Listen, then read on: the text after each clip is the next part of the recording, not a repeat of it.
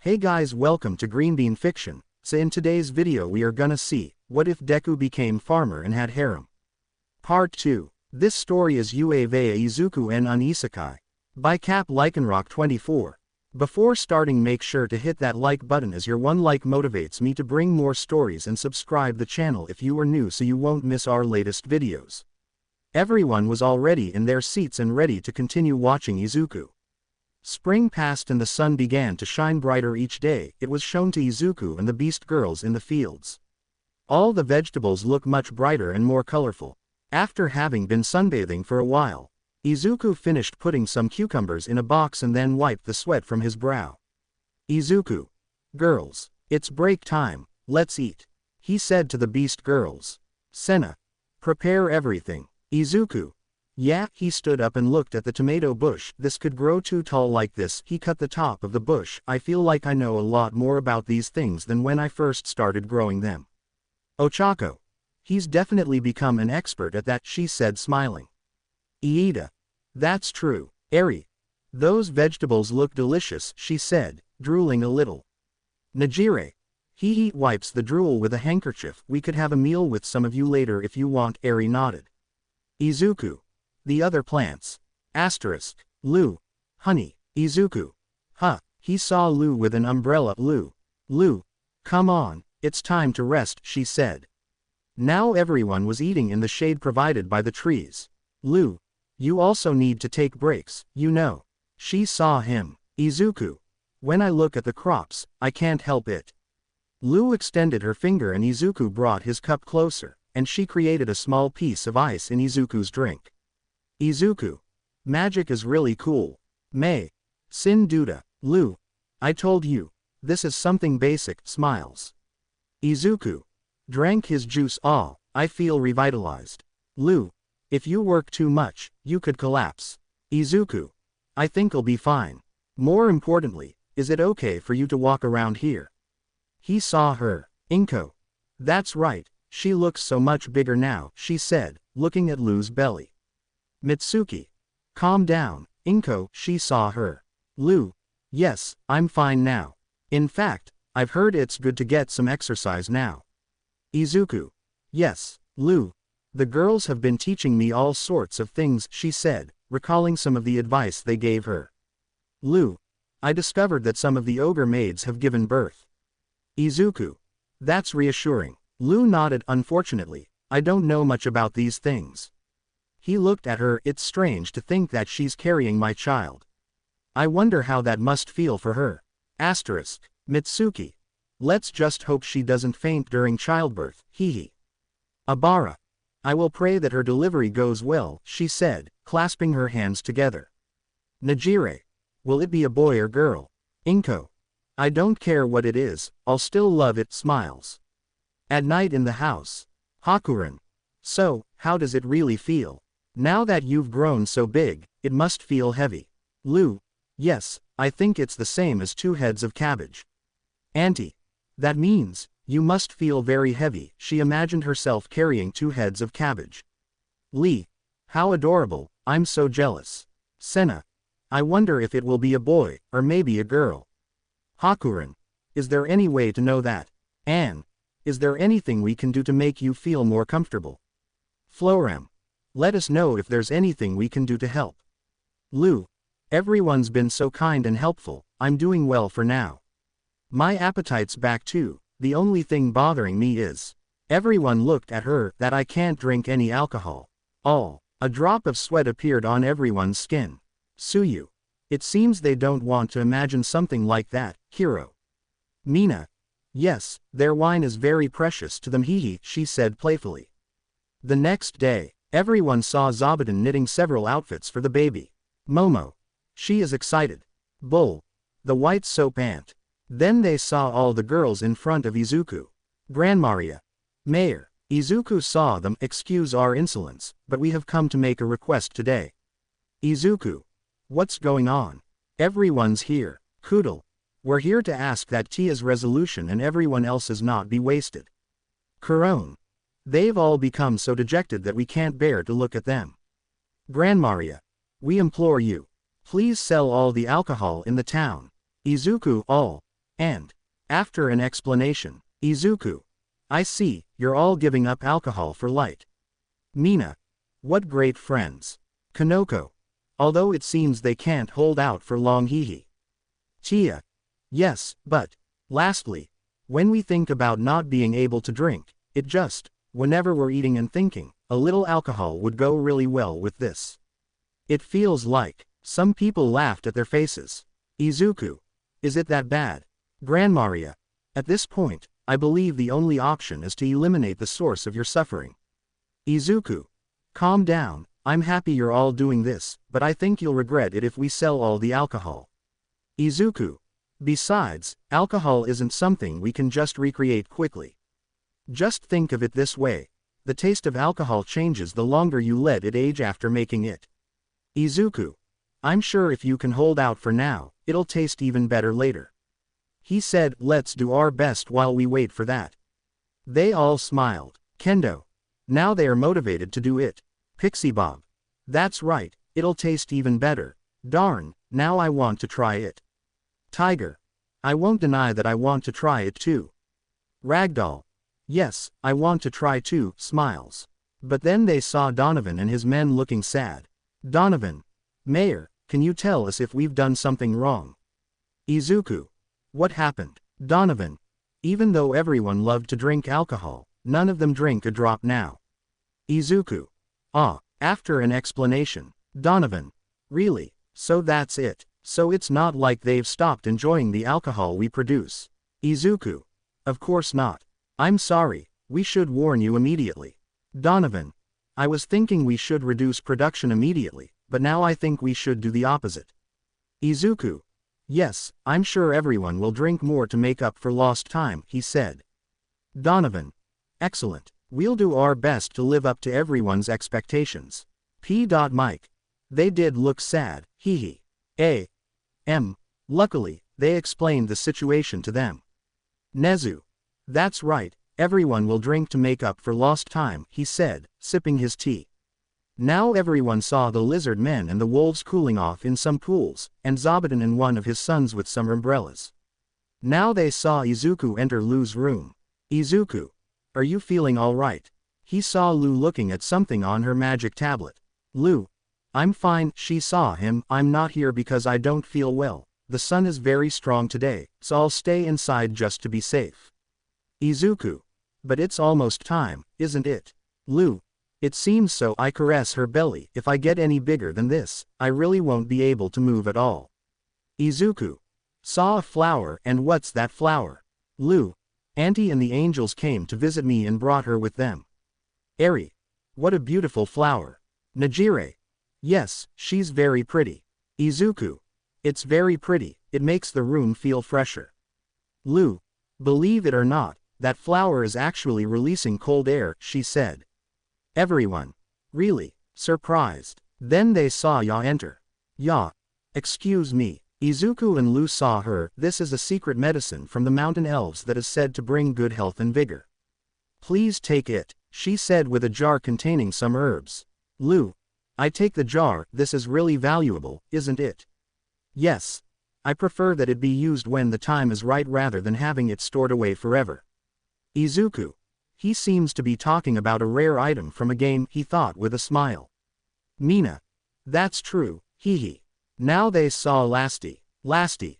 Lu. I show a necklace with a blue gem. This is a gem that's supposed to help with magical recovery. I found it in my father's treasure room. Lu. Oh, Anne arrived. Anne. After a lot of work and effort, it's finally finished. I made pudding. She gave it to Lu, and Lu started eating it. Read.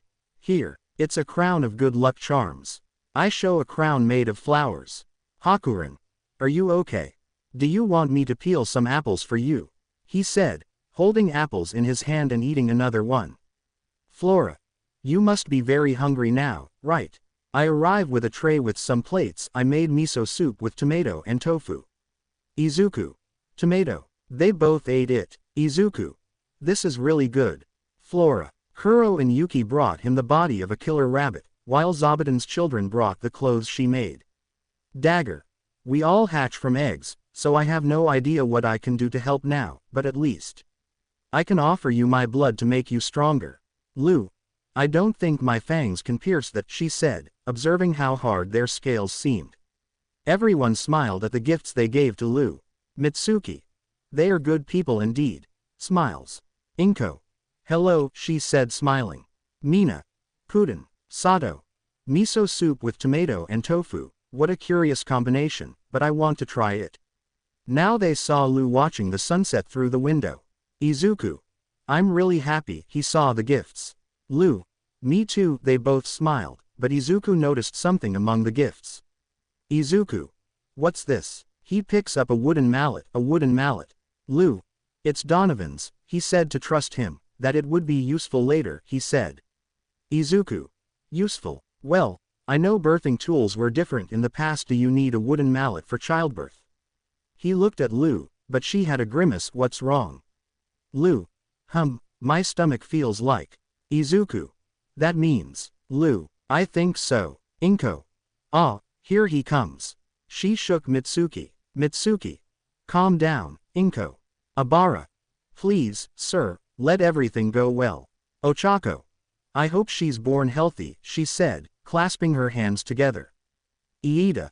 Let's hope so. Everyone just watched as Anne and the maids prepared everything. Anne. Bring the towels here. Boil more water, she said as the other maids did as she was told. Meanwhile, Senna was with Lu, holding her hand. Then everyone saw Izuku in his dark room with only a candle. When the moment arrived, I panicked for a moment. But now there's nothing left I can do to help. Izuku just grabbed his head and then looked out the window at the big tree. Izuku went towards the large tree where he entered the hole he had made earlier. Izuku saw the sky. Everyone paid attention. Izuku. On my first night here, I watched them from this very spot. Back then I was alone. Asterisk. Izuku. But now, I have everyone here, that's why I'm sure that. Asterisk. They all just watched as dawn broke. After that, time passed like a blur until morning. Actually, it's more accurate to say that I have no memory of what happened after that. In Lu's room, Izuku arrived and saw the girls. Read. Everything went great. Anne. They're both fine. Izuku saw Lu carrying the baby who had some silver and green streaks in his hair. Everyone smiled when they saw the baby. Inko. How lovely, she said crying with joy. That's great for young Midoriya. Mina. Hiri, are you crying? She saw him. Kirishima. Those are manly tears of happiness. He wiped away his tears. Izuku. Oh, Lu. Come carry him. She saw Izuku. Izuku. See, can I? He approached. Anne. Be careful. Read. She's just been born. Be careful with her neck. Senna. Make sure you hold it with your arm. Izuku. Why yes, picks up his son. He's warm and heavier than I expected. Even though he's so small, his son moved. He moved. Lu. Of course he does. He moved around a lot when he was in my belly, she said playfully. Izuku. I see. His son formed a smile on his lips. He smiled. That was a smile, wasn't it? He looked at the girls. Mitsuki. How nice to see Izuku being a first-time father. Hehe. Inko. What joy. Crying. Aizawa. He's really excited, smiled under his bandages. Senna. He's happy that his father is carrying him, smiled. Izuku. He looked at his son. Did I really become a father? In my original world, I died from war wounds. I hope he never has to go through something like that. He looked at his son with a smile. Grow up and be strong for me. Lu. Smiling and taking Izuku's hand. He won't grow strong on his own. We're going to raise him to be strong. Together. Everyone smiled at what was said. Tetsu. Wa cries. Kendo. Tetsu. He saw him. Tetsu. It's so beautiful. He said, crying manly. Bakugo. What nonsense. Kaminari. You're crying too. He saw him shedding tears. Bakugo. You too, Pikachu. He saw that she had tears in her eyes. Girls. How cute, they said, crying with joy. Izuku. Smiled. You're right. His son cried. What's wrong? What should I do? Everyone just laughed when they saw Izuku trying to calm his son down. Days later. Izuku. Done, he said, finishing some new fields. It's been a week since Lou gave birth. My son's name is Alfred. It was Lou's idea. Nezu. It makes sense that he's half vampire. Girls. How cute. Did you see Alfred? Inko. Alfred is a good name, smiles. Although now he looks like a normal human. While the girls gazed at Alfred with tenderness. Izuku. Saw the village. This is where I started living alone. I remember everything that has happened. Now many more people live here, and now there are more buildings too. Everything keeps growing. Now it's a town where I live with everyone. Then one day, I became mayor. And now, I've finally become a father. Everyone smiled. Izuku. Now that I think about it, I have to do something to thank all the villagers for their kindness. Asterisk. Suyu. That's true, Kiro. Iida. What could I do for them? Curious. At home. Florem. What have you gathered us here to discuss today? She looked at Izuku. Izuku. The thing is, I've been thinking about a new system that I want to establish for this town. Florem. Un sistema. Izuku. If I take something out of a bag, this. Senna. A medal. Read. What is it for? Izuku. I want to give these medals to everyone who helped build the village as a thank you for their hard work. Flora. How do we use them? She said, taking the medal and looking at it. Izuku. You can exchange them for any goods you want or use them to get other things you're looking for. Ant. So, they're like money, right? Momo. It seems they'll finally have their own coin. Well, more like a medal, hehe. Kendo. That will serve them well in the future. Izuku. Yes, I thought that one day the Great Tree Village would need its own currency. Right now we have a lot of things in the village. Izuku. Harvests, game meat, and traded goods. As the town's mayor, I take charge of all these things and then distribute them myself to everyone. Izuku. When someone wants something, they come and ask me. But with the town's population increasing. Zero. Wow. Mike. Yes, he does have a job as mayor. Nezu. And yet he does a good job. Smiles. Ant. I see. Florem. If we are going to make transactions on our own, we need a currency. Izuku. That's right. Read this. Can't we simply trade goods among ourselves? Izuku. Think of it this way. How many strawberries is one apple worth? Senna. I'd say about 3. Auntie. I would say it's 1 to 1, since I prefer strawberries. Izuku. Yes, everyone values things differently. Children. Oh, surprised. Najire. They learned that quickly, didn't they? She looked at the children. Izuku. That's why I want to use currency for our transactions. Hakuren. So that's what money is for. Everyone. Barrels of gold. Surprised. Lastly. I almost never use money, so I'm not sure. Izuku. Do they count it in barrels? Florem. I expected nothing less from dragons, he said with a drop of sweat. Izuku. Anyway, I think it would cause quite a stir if I switched everything to currency right away. So, for now, I'm going to start by giving them out as reward medals. That's the plan. Ant. I see. In that case, let's try them for a while. Izuku. Yes, for now let's think of vouchers that you can exchange for things as convenient. Smiles. Nezu. True, it would cause a stir if everything suddenly changed to currency. Kirishima. Well, it looks like they'll be using them for a while. Todoroki.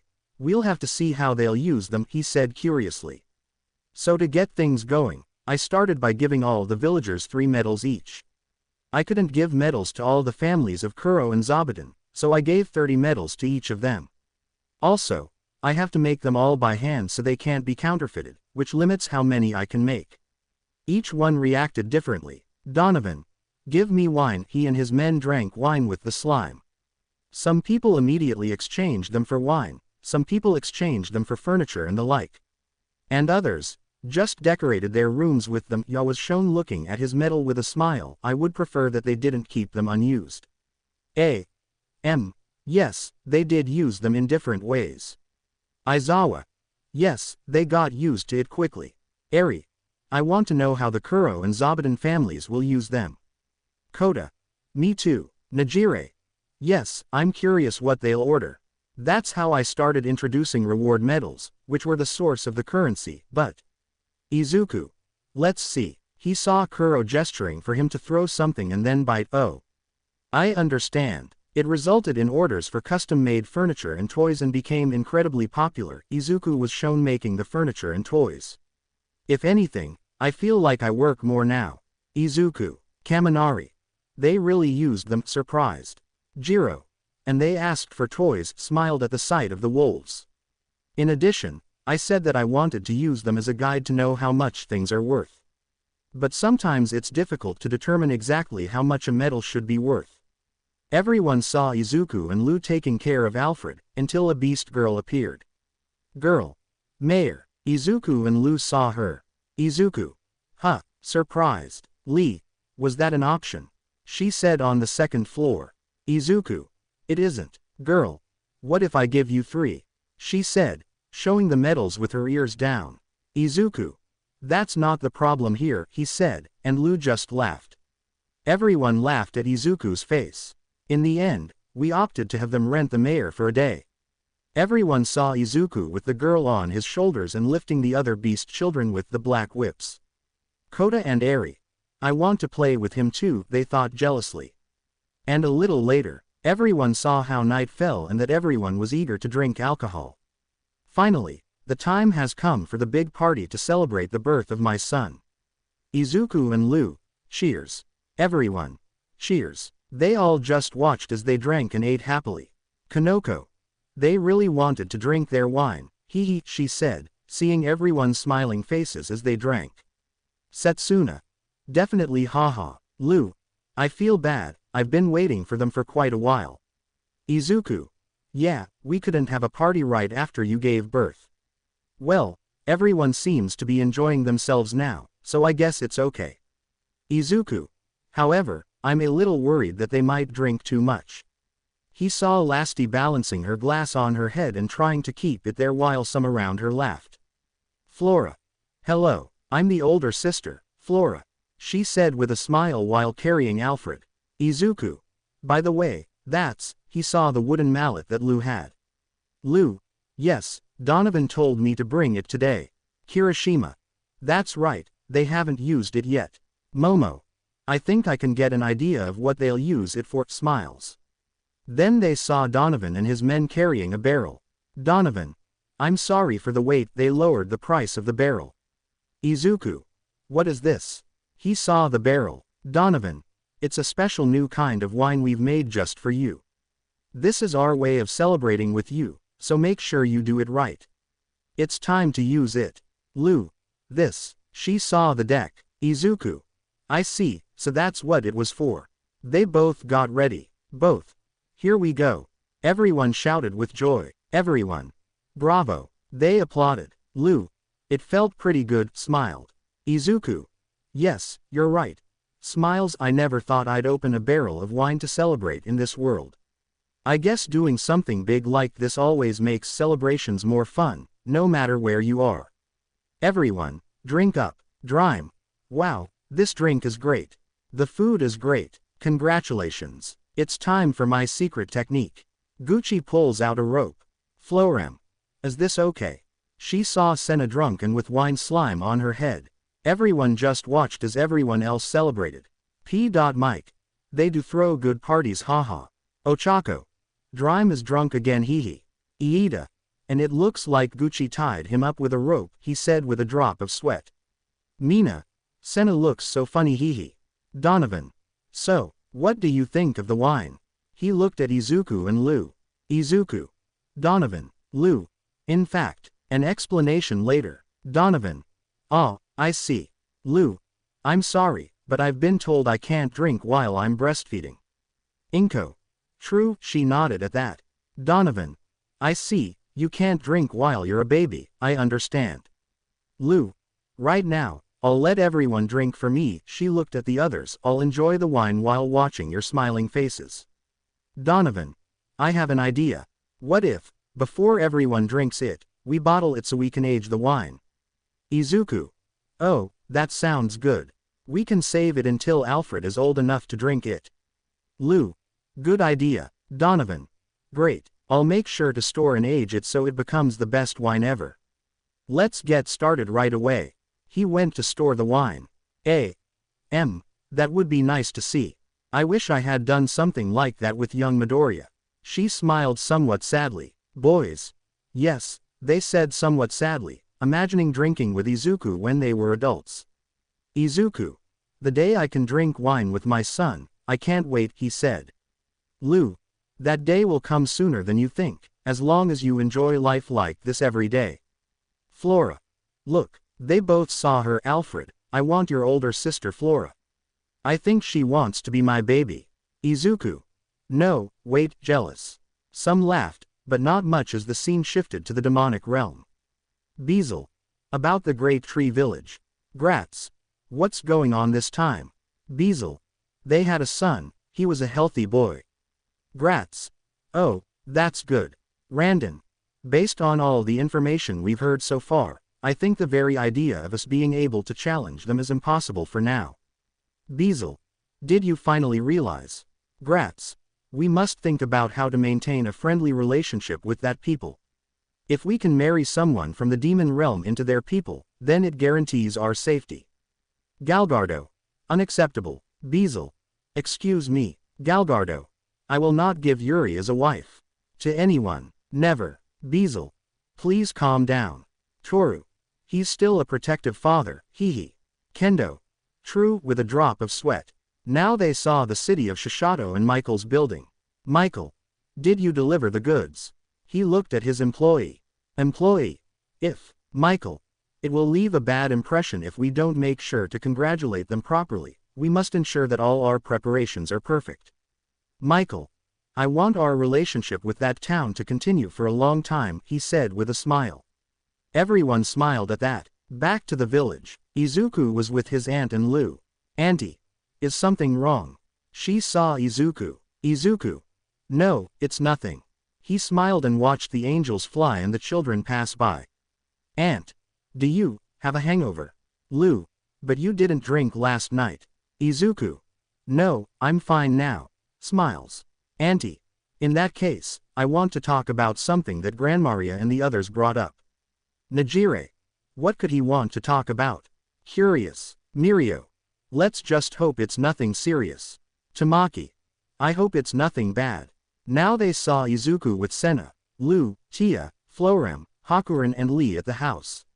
Izuku. People who want to move here. Aunt. Yes, they lived in a different forest and now they are looking for a new place to live. Hakuren. Drime said that he has some people who were expelled from their homes because of a war. Everyone felt sorry for that. Florem.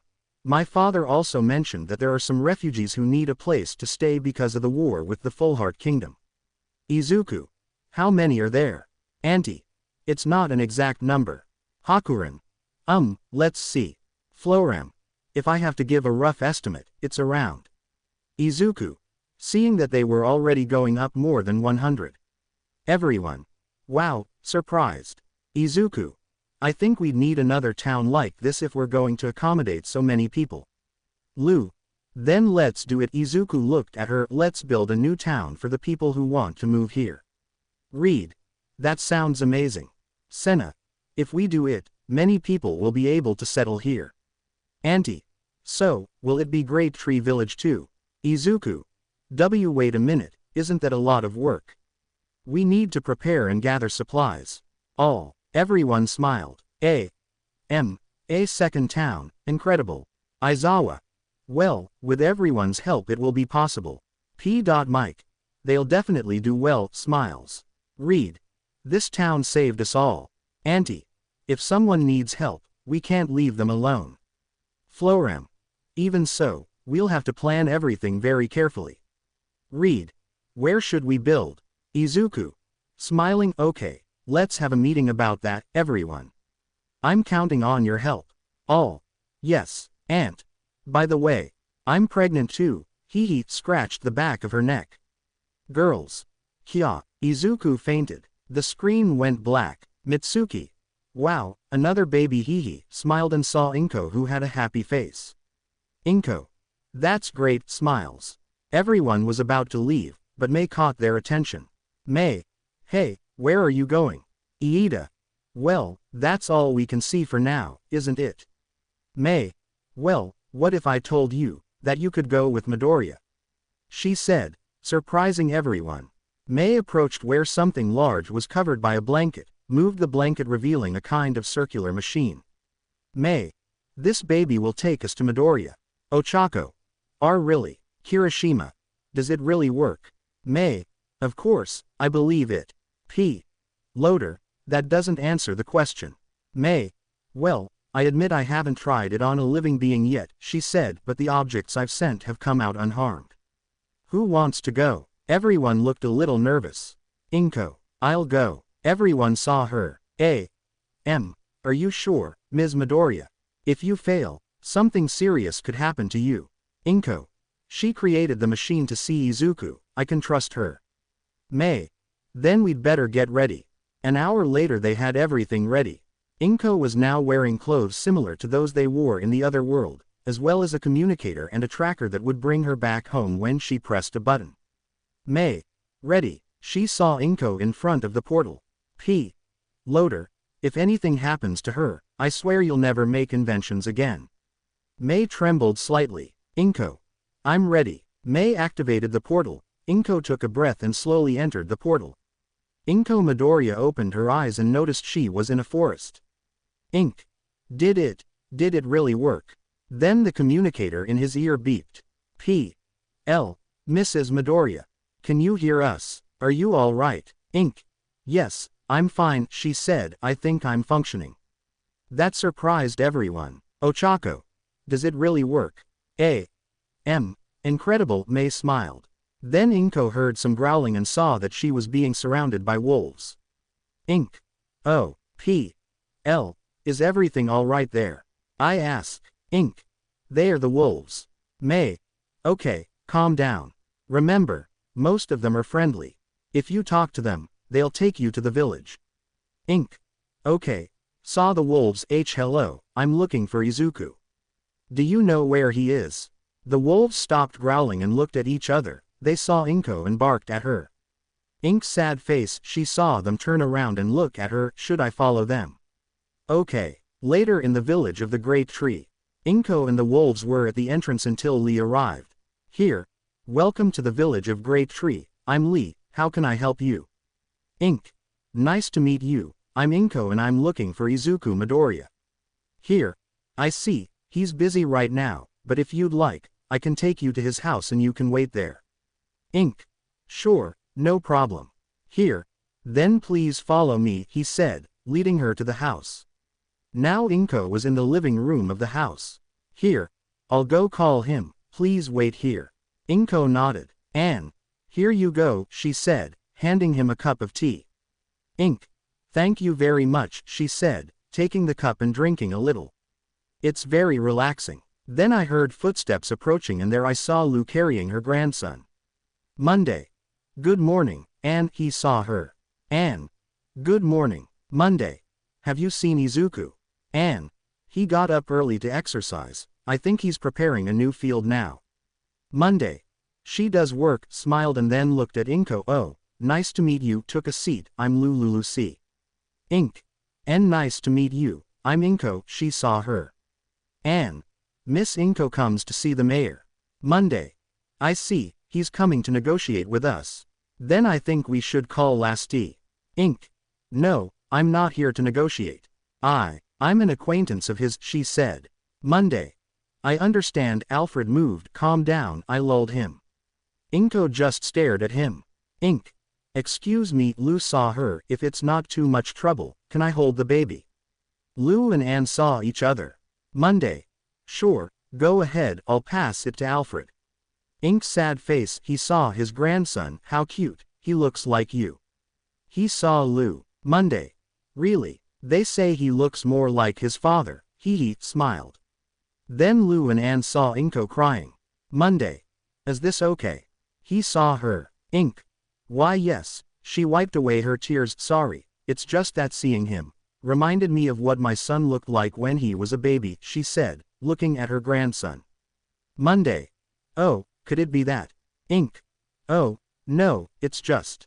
I haven't seen him in a long time. Monday. I understand. Meanwhile, in the fields, Izuku was finishing a new field. Izuku. Ready, saw Lee arrive. Hi Lee, what's up? Here. There's someone who wants to see you. Izuku. Oh, is it Bezel or Drime? He turned the how into a sickle and prepared to cultivate. Here. No, she said her name was Inko. Izuku, taken aback, dropped the scythe and, due to the force he applied, it crashed into a tree, destroying it. Izuku. What did you say her name was? He turned to look at her in surprise. Here. Huh, her name is Inko. Izuku took her by the shoulders. Izuku. Inko. Lee nodded. It's not possible. She let go of her and ran away. At home, Inko and Lu continued talking until they heard footsteps running and then saw Izuku. Monday. Welcome back, he saw him. There's someone who wants to see you. Izuku approached and saw Inko. Izuku. Mom. Inko stood up from her seat, tears welling in her eyes. Is it really you? She approached her in shock. Ink. My baby. You look bigger in person, she said crying with a smile. Izuku. How? He knelt down and Inko hugged him. Ink. It's a long story, he said, stroking her hair. After they both calmed down, they sat down. Izuku. I'll introduce them again. Lu, Anne, she saw them. This is my mother. Inko, she introduced her mother. Mom, these are Lu and Anne. Monday. Huh, your mother. Why didn't you ever tell us about her? Izuku didn't know what to say. Ink. Due to certain circumstances we separated and didn't see each other again until today, he said, and Izuku sighed in relief. Anne. I see, since you thought she wasn't alive you didn't tell us about her. Izuku. Yes, exactly. Well, Mom, Lu is my wife. Wait, technically I have more wives, how do I tell her that? Asterisk. Ink. She's your wife, I suppose, he said with a smile, and he must be my grandson. He looked at Alfred. Monday. It's a pleasure. Look Alfred, this is your grandmother. Alfred opened his eyes a little and saw Inko. Ink. You're so cute, Alfred, I'll carry him. Love. Good morning, he said, arriving with them. What's for breakfast? Anne. Today we have pancakes. Love. Excellent. Izuku. Auntie, you shouldn't be standing for so long, she said, then looked at her belly. Love. Quiet, I can still move. Besides, the baby is hungry, she said with a smile. Ink. How lovely, she's pregnant too and you're taking such good care of her. Izuku was startled. What's her name? Izuku. Ah, well. Then he knelt down and pressed his forehead to the ground. Izuku. I'm sorry, the truth is I have more than one wife, he said somewhat nervously. Ink. Oh, okay, smiled. Nice to meet you, I'm Izuku's mother. Inko, she said, approaching her aunt. Love. Your mother. Nice to meet you, I'm your aunt. She introduced herself. Ink. And how long have you been pregnant? Love. I think it's 3 weeks now. Ink. I see, I smile. Izuku. Well, girls, he saw them. I'd like to speak privately with my mother. Do you mind, Anne? Don't worry, I'll start preparing something for you. Love. Don't forget my pancakes, he said, following her to the dining room. Monday. I'll go with Flora. I'll leave Alfred with one of the maids. Izuku. Sure, she gave him a kiss and Lu left. Now, how are you here? She saw her mother. Are you here too? Ink. Of course not. Well, it's difficult to explain. So for the next hour, Inko explained to Izuku how she had arrived and how they knew about the village. Izuku. Wow. I can't believe Hatsume invented a machine so they could see me, surprised, and on top of that, one that allowed them to come to this world. Ink. Yes, it's hard to believe. Izuku. Wait, so you've been watching me this whole time? Inko nodded. And you saw everything. Ink. Relax, that girl Hashum put a censorship filter on for those occasions. Izuku sighed in relief. Oh, the others will want to come too. Izuku. Well, they can come. After Inko told the others they could come, she and Izuku went to the forest where they saw the portal, and then everyone came out of it. Everyone saw Izuku and smiled. All. Midoriya. They rushed at him. Izuku. It's good to see you all again. Everyone stood up. Come on, I'll show you around. They returned to the village. Izuku. Well, I suppose most of you here will know them, several nodded. Then they saw the beast children arrive. NB1. Who are they? Girls. Kya, how adorable. They started petting them, tickling the children. Izuku's sad face, she saw Zabuton arrive. Hello Zabuton. She pointed to her friends. Oh, they're some acquaintances of mine. Zabuton approached the girls and saw them. The girls were a little confused when they saw Zabuton raise his paws. Type. What does it say? Kidney. She wants them to try on some dresses, she said. Mine. Sure, no problem. The girls left with Zabuton. Izuku. Well, you can explore the town if you want, but I use the black whips on Mineta and Kaminari. I suppose you know that I won't tolerate any inappropriate behavior with the girls. Both. Why yes, scared. So they all went off to explore. Abara and Kendo were walking until they reached the statues of the gods. Kendo. We had already seen them on screen, but seeing them in person feels divine. She saw Abara prostrate in front of the statues. I guess she likes it. The pussycats and Koda were in the fields. Some elves were teaching them how to harvest. City. Hey Auntie, Mandalay saw it. Can I keep it? Mandalay saw him carrying one of the wolf cubs. Mandalay. Well, you'll have to ask Midoriya and that wolf's parents too. He said. At home. Inko, Najire, and Eri were in the living room taking care of Alfred. Ink. Do you want to carry it, Eri? Different. See, can I? Ink. Sure, I'll pass it to you. Rest your head on your arm. Different sad face, carrying Alfred. He's a bit heavy. Najire helped him. Najire. You're a real big sister now, hee. Elsewhere, some boys were training with the lizard men. Meanwhile, in the dining room, Izuku and the other adults were drinking wine. Wow, that's delicious. He looked at his glass. Nezu. It's the best wine I've ever tasted. Aizawa. Yes, it's good, he said, lowering his glass. Small p. And the food is delicious. Izuku. Right, Anne and the others are excellent cooks. Anne and the maids smiled. Anne. Here are some more appetizers, she said, putting down the plates. Enjoy all. Izuku sat her on his lap and hugged her. Izuku's sad face. Drunk. You're so sweet, Anne. You cook so deliciously and you take such good care of me. Thank you. Anne. And no, it's nothing. Blushing. The others just laughed a little when they saw Izuku drunk.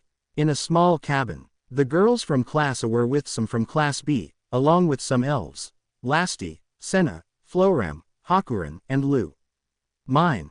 And if they use this, believe me, Midori would definitely take them to her bed, she said, showing a piece of lingerie that Zabuton made. All. Ooh, sick. How could we allow it? He saw Suyu. Suyu. I wonder the same thing. Then they both saw Momo playing chess with Yuki. Yuki won. Type.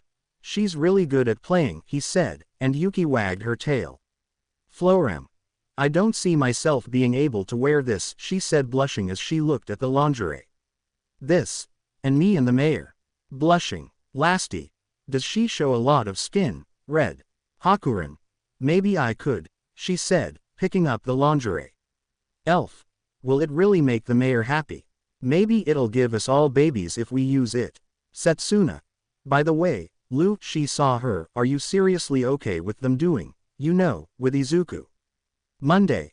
Well, he loves us all equally and has always treated us with respect. I smile and we all support each other, although of course, I'm Izuku's favorite. I smile proudly.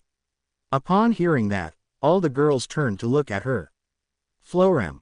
Well, I always help him with the paperwork, she said jealously, and that makes him happy. Lasti. But I always bring the crops to trade, that helps him more, he said. Here. We help a lot with the crops and we built her house. She's always happy with us. Elf. And. Hakuren. Well, I teach the children. That makes him happy. This. Didn't you make him angry when you first met? He said, and Hakuren stared blankly. Monday. But they forget something important. They all saw it, that I was the first to arrive and the first to have a child with him, she said proudly. In the house, in Izuku's room. Izuku. I don't think I should have drunk so much. Lamulia's hands her a glass of water. Then I heard the door open and when I saw who it was, I spat out my water in surprise. Facing him were Hakuren, Senna, Lee, and some elves in lingerie. Lamelia's. Good heavens, excuse me. She left the room and closed the door. Izuku. Gee girls. They started to approach him. Where did you get those clothes? I tried to open the door, but it was locked. Izuku. Lamelia's locked it. He thought. Betrayed. Luckily for her, her mother and friends didn't hear what happened in her room. At night, Izuku. Come visit us again, he said to his mother. Of course, he said, carrying a box of vegetables and fruit just like the others. Bakugo. See you later. He bumped fists with Izuku. Ochako. Goodbye everyone. So they all went to the forest where the portal would open. Izuku. Well, everyone had better get some rest, he told the villagers. We'll be working on the new town these next few days. And it had been a few months since Izuku's friends started visiting him in the other world. At that time the children of the lizard men had also grown very well, and to the surprise of the angels. Lu was taking care of her aunt sometimes. Izuku had also made some new toys and games, like golf. Now some maids were playing with some boys from classes A and B. Maid sad face. I hit the ball, reaching a short distance. 0-0, it wasn't bad this time, he said. Maid. It's kind of funny when it doesn't go the way I want, he smiles. Maid 2. It's relaxing and we can also drink tea while we play, she said, sitting at a table with a parasol with another maid. Aside from games and toys, Izuku had asked Michael for some horses, which the beast girls loved to ride. They had also met members of Drime's family. They had played a small game of mahjong in which the champion of the High Elves participated, although it must be said that she was frightened by the aura that the dragons gave off. Even so, he gave it his all. Izuku sad face. I arrive with my aunt. Are you alright? Because of the dragon's aura, the chickens won't lay eggs, but it doesn't affect you in any way, right?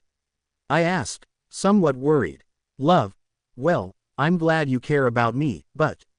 I take his cheek and pull it. Don't compare me to a chicken. Izuku. Sorry. Aunt blurted it out. Well, I'll go see if Alfred is okay. Love. Okay, I'll go get something to eat. Izuku nodded. Izuku went to the house. Upon entering he saw his mother, Lu and Eri in the living room with Alfred. Izuku. Are they okay? He saw them. Monday. Of course, why? He saw it. Izuku. I thought the dragon's aura would affect Alfred somehow. Picks up his son. It seems not. Sighs in relief. Alfred will be really cool when he grows up. He smiles. Izuku. That's true, she said with a smile. Monday. Definitely. Smiles. Their affectionate side came out. Alfred. Bit her little hand. Later. Florem's sad face. He saw Izuku carrying something. What do you have there, Mayor? Izuku. It's a dragon scale that the dragon family left behind, he said, holding up the scale, which was bigger than him. Florem. Izuku handed it to her. Oh, it's a bit thicker than Lasty's. Ah, but it's very light. Izuku. Right, she saw it. They told me I could get a good price on it and do whatever I wanted with it, but, what is its true value? Florem. Let me see, if we take Helza's small scale, then we could build a luxurious mansion in the capital of the Demon Kingdom. Izuku. So that's really expensive, huh? Florem. And, Florem. If we just sold them, that would cause problems. What about leaving them in the basement and pretending we never saw them? I mean, just leaving them in the basement for now. Izuku. You're right, I don't want any trouble. He saw Hakuren approaching. Fine. Now everyone was in the living room. Normally they would be somewhere else, but... They were watching an incredible match between Nezu and the wolf champion, Kuroyan. Everyone watched the game in amazement, until a winner was decided. Floor. Mr. Nezu is the winner. Announcement. Florem. Wow, not even I could beat Kuroyan. Incredible, she thought in amazement. Nezu. I must admit I had my moments of difficulty. Good game Kuroyan. He extended his hand and the wolf accepted the handshake. Izuku and All Might were in Yue's room when Lu arrived with the cure-all medicine. Monday. Here you go, honey. She gave it to Izuku. Izuku. Thank you. She takes it and sees All Might. Are you ready, A.M.? A.M. Yes, go ahead. He took off his shirt and lay down. Izuku. Here I go. He opened the bottle and poured the liquid on All Might's wound. They waited a few seconds and the three of them watched as the wound glowed and began to heal until it was completely healed. Monday. I work VOAA. M. Well, he stood up. Let's see. He returned to his muscular form. They waited a few seconds and All Might was still in his muscular form. Izuku. He can now maintain his muscular form for longer. All Might reverted to his skinny form and it seems he can now change at will. M. Seriously, thank you very much, young Midoriya, Miss Lu, she said, bowing. Izuku. It's nothing, All Might, he nodded. Months later, everyone was watching the Class A students and Izuku, who were a little ways away from the village. They had heard that they would be having combat training. They obviously moved away from the village to avoid damaging it, just in case Lu put up a magic barrier. Bakugo. I hope you haven't forgotten how to fight, Deku. Izuku. I hope so, really, he said, stretching. Ready. Everyone got ready, begin. Announcement as he walked away. Todoroki quickly launched a mass of ice towards Izuku, who pulled back his fist and struck the ice with the OFA activated, destroying it. But he saw Kirishima and Sato appear in front of him with their fists ready. Izuku stepped back, dodging their punches, but then he realized he couldn't move. He looked down and noticed the Moneta spheres at his feet. Minutes. Now, Kaminari clung to Izuku and activated his quirk, electrocuting him. Then Izuku's arms were bound by Shinso's bandages and Shiro's tape. Izuku. They have improved. I'm taking Shinso's bandages. With great force, he spun on his own axis, managing to pull Kaminari out, then released the bandage, causing Shinso and Shiro to fall. Then he stopped an attack from above by Ojiro. Ojiro almost moved away. Then a bunch of arms hit Izuku in the back, making him roll over a little. Izuku's sad face, he saw Shoji. I see, Ojiro was a decoy so that the danger sensor wouldn't activate with Shoji. I take out the black whips and capture Shoji with them, noticing Tokiyami with dark shadow covering him. Then I gather my strength and strike Tokiyami using Shoji.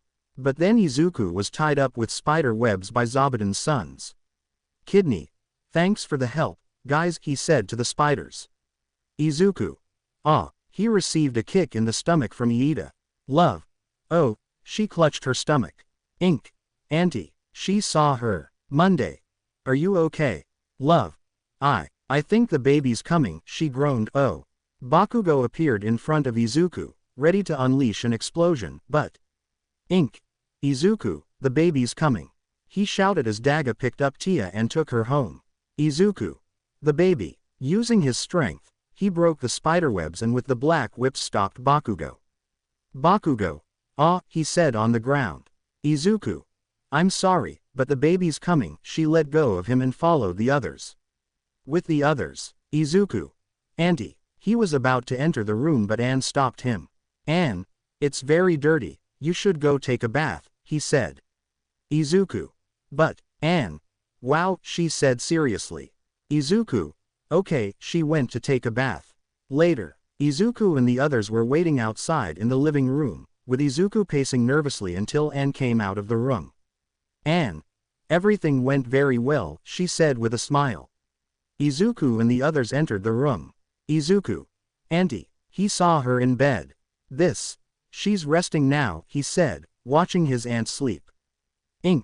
Here Izuku saw her next to a crib as a beautiful baby. They all came closer and saw the baby. Different. How cute, she saw the baby. Ochako. How beautiful she is, he said tenderly. Pixie Bob. You can tell she got her beauty from her mother, hee. City. She's cute looking at the baby. Then Izuku looked at Kota seriously, which scared him a little. Mandalay. He doesn't want to marry your daughter, Midoriya, she said, amused as she noticed Izuku's jealousy. Izuku. Oh, sorry. She brought out a father's jealousy, she thought amused. Later, Tia had woken up and was now carrying the baby with Izuku by her side. Mine. So what will the baby's name be? I asked. Izuku. Oh, we already have a name for her. Hagakure. Oh, which one? Love. We had thought about it, If Alfred had been a girl, she looked at the baby. Her name is Tisel, she said with a smile. Nice name, smiles. Ink. It's perfect for her. Izuku's sad face. I notice Alfred, he now has a sister, although he seems confused about what's going on, I think, looking at his son with a confused expression. Izuku. Well, when you feel better we'll have a party for Tisel's birth, she said to her aunt. Love. We can do it now, she said with a smile. Izuku. Huh, are you sure? Don't you feel tired? She saw her. Love. Don't worry, remember I'm a warrior, I don't get tired that easily hee. Izuku. Okay, but if you feel tired, let me know, okay? Love's sad face. I agree, that's fine. Izuku. Okay, let's get everything ready for the party. And so everyone celebrated Tisel's birth. A few days after Tisel's birth, Izuku, along with the elves and wolves, had been searching for a good place to build the second village. Although Izuku was now in his office, he and the girls from the Demon Kingdom were planning a sports festival. He was looking at some documents until he heard someone knock on the door. Izuku. He saw Jiro enter. Jiro. What's wrong? Sick.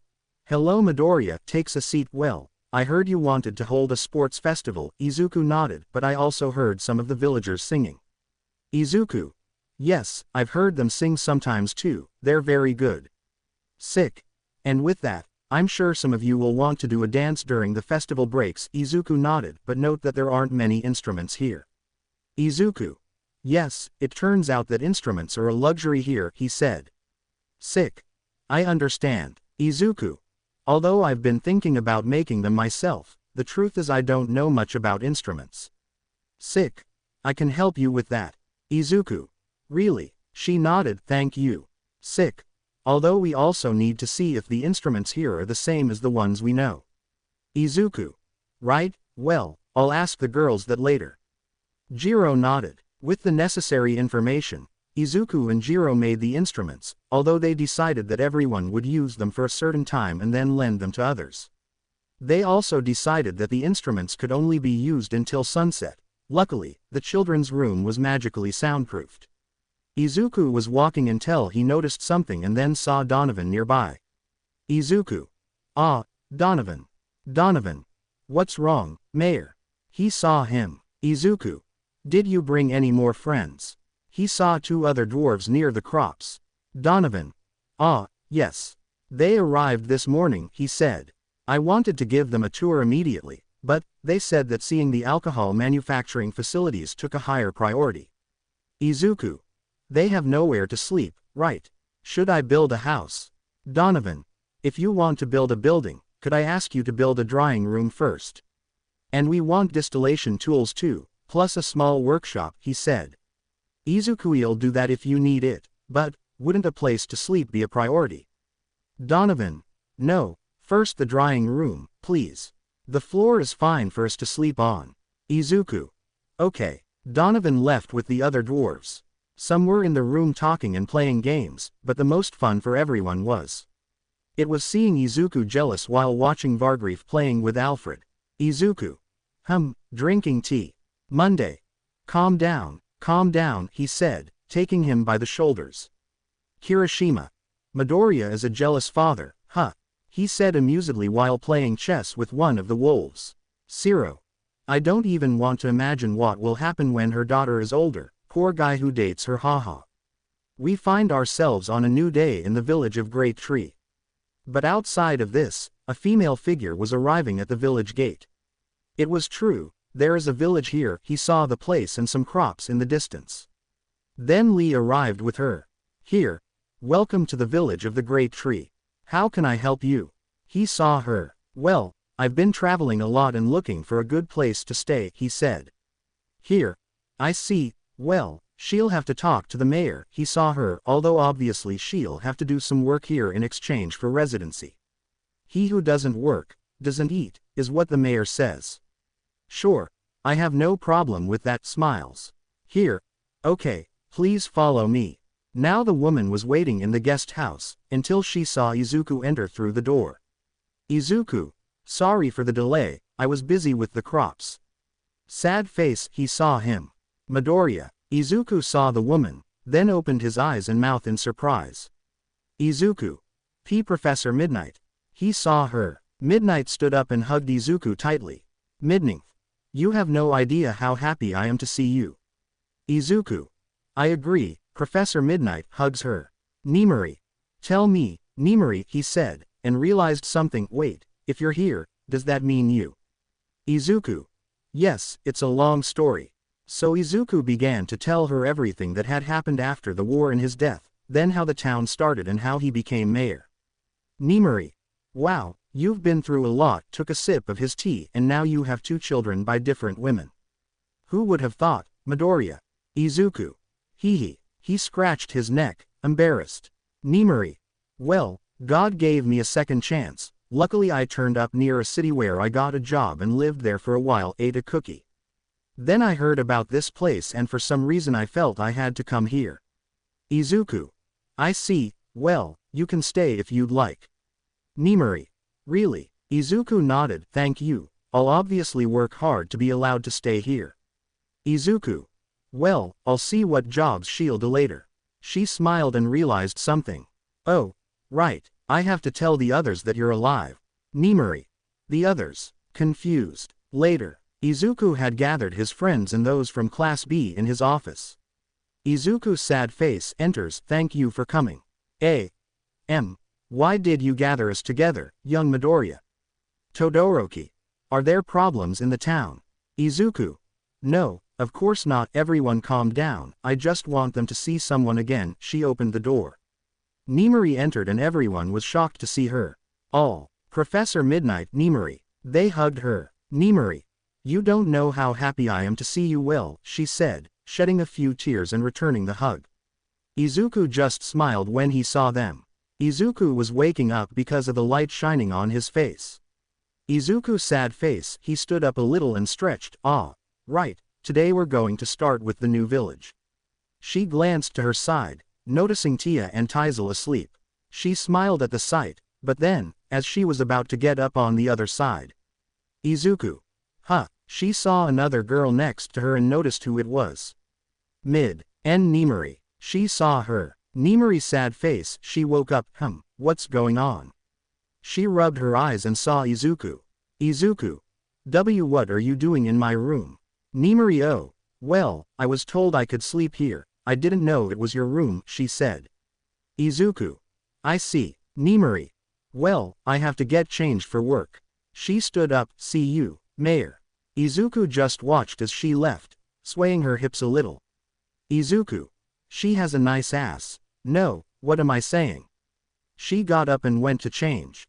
Later, Izuku and Lee were some distance from the village, looking at the place where the new village will be. It was on the other side of the river and a little to the south. There were at least 10 kilometers between the two. Izuku. So why did you choose this location? That's it. We cannot place them upstream of us due to the classification, so we place them downstream. Izuku. Classification. Lee nodded. Is that really important? Here. It is important. Izuku. He says it without hesitation. He thought, well, if that's important, fine. I guess so. That's why he went downstream. Then why on the other side of the river? Here.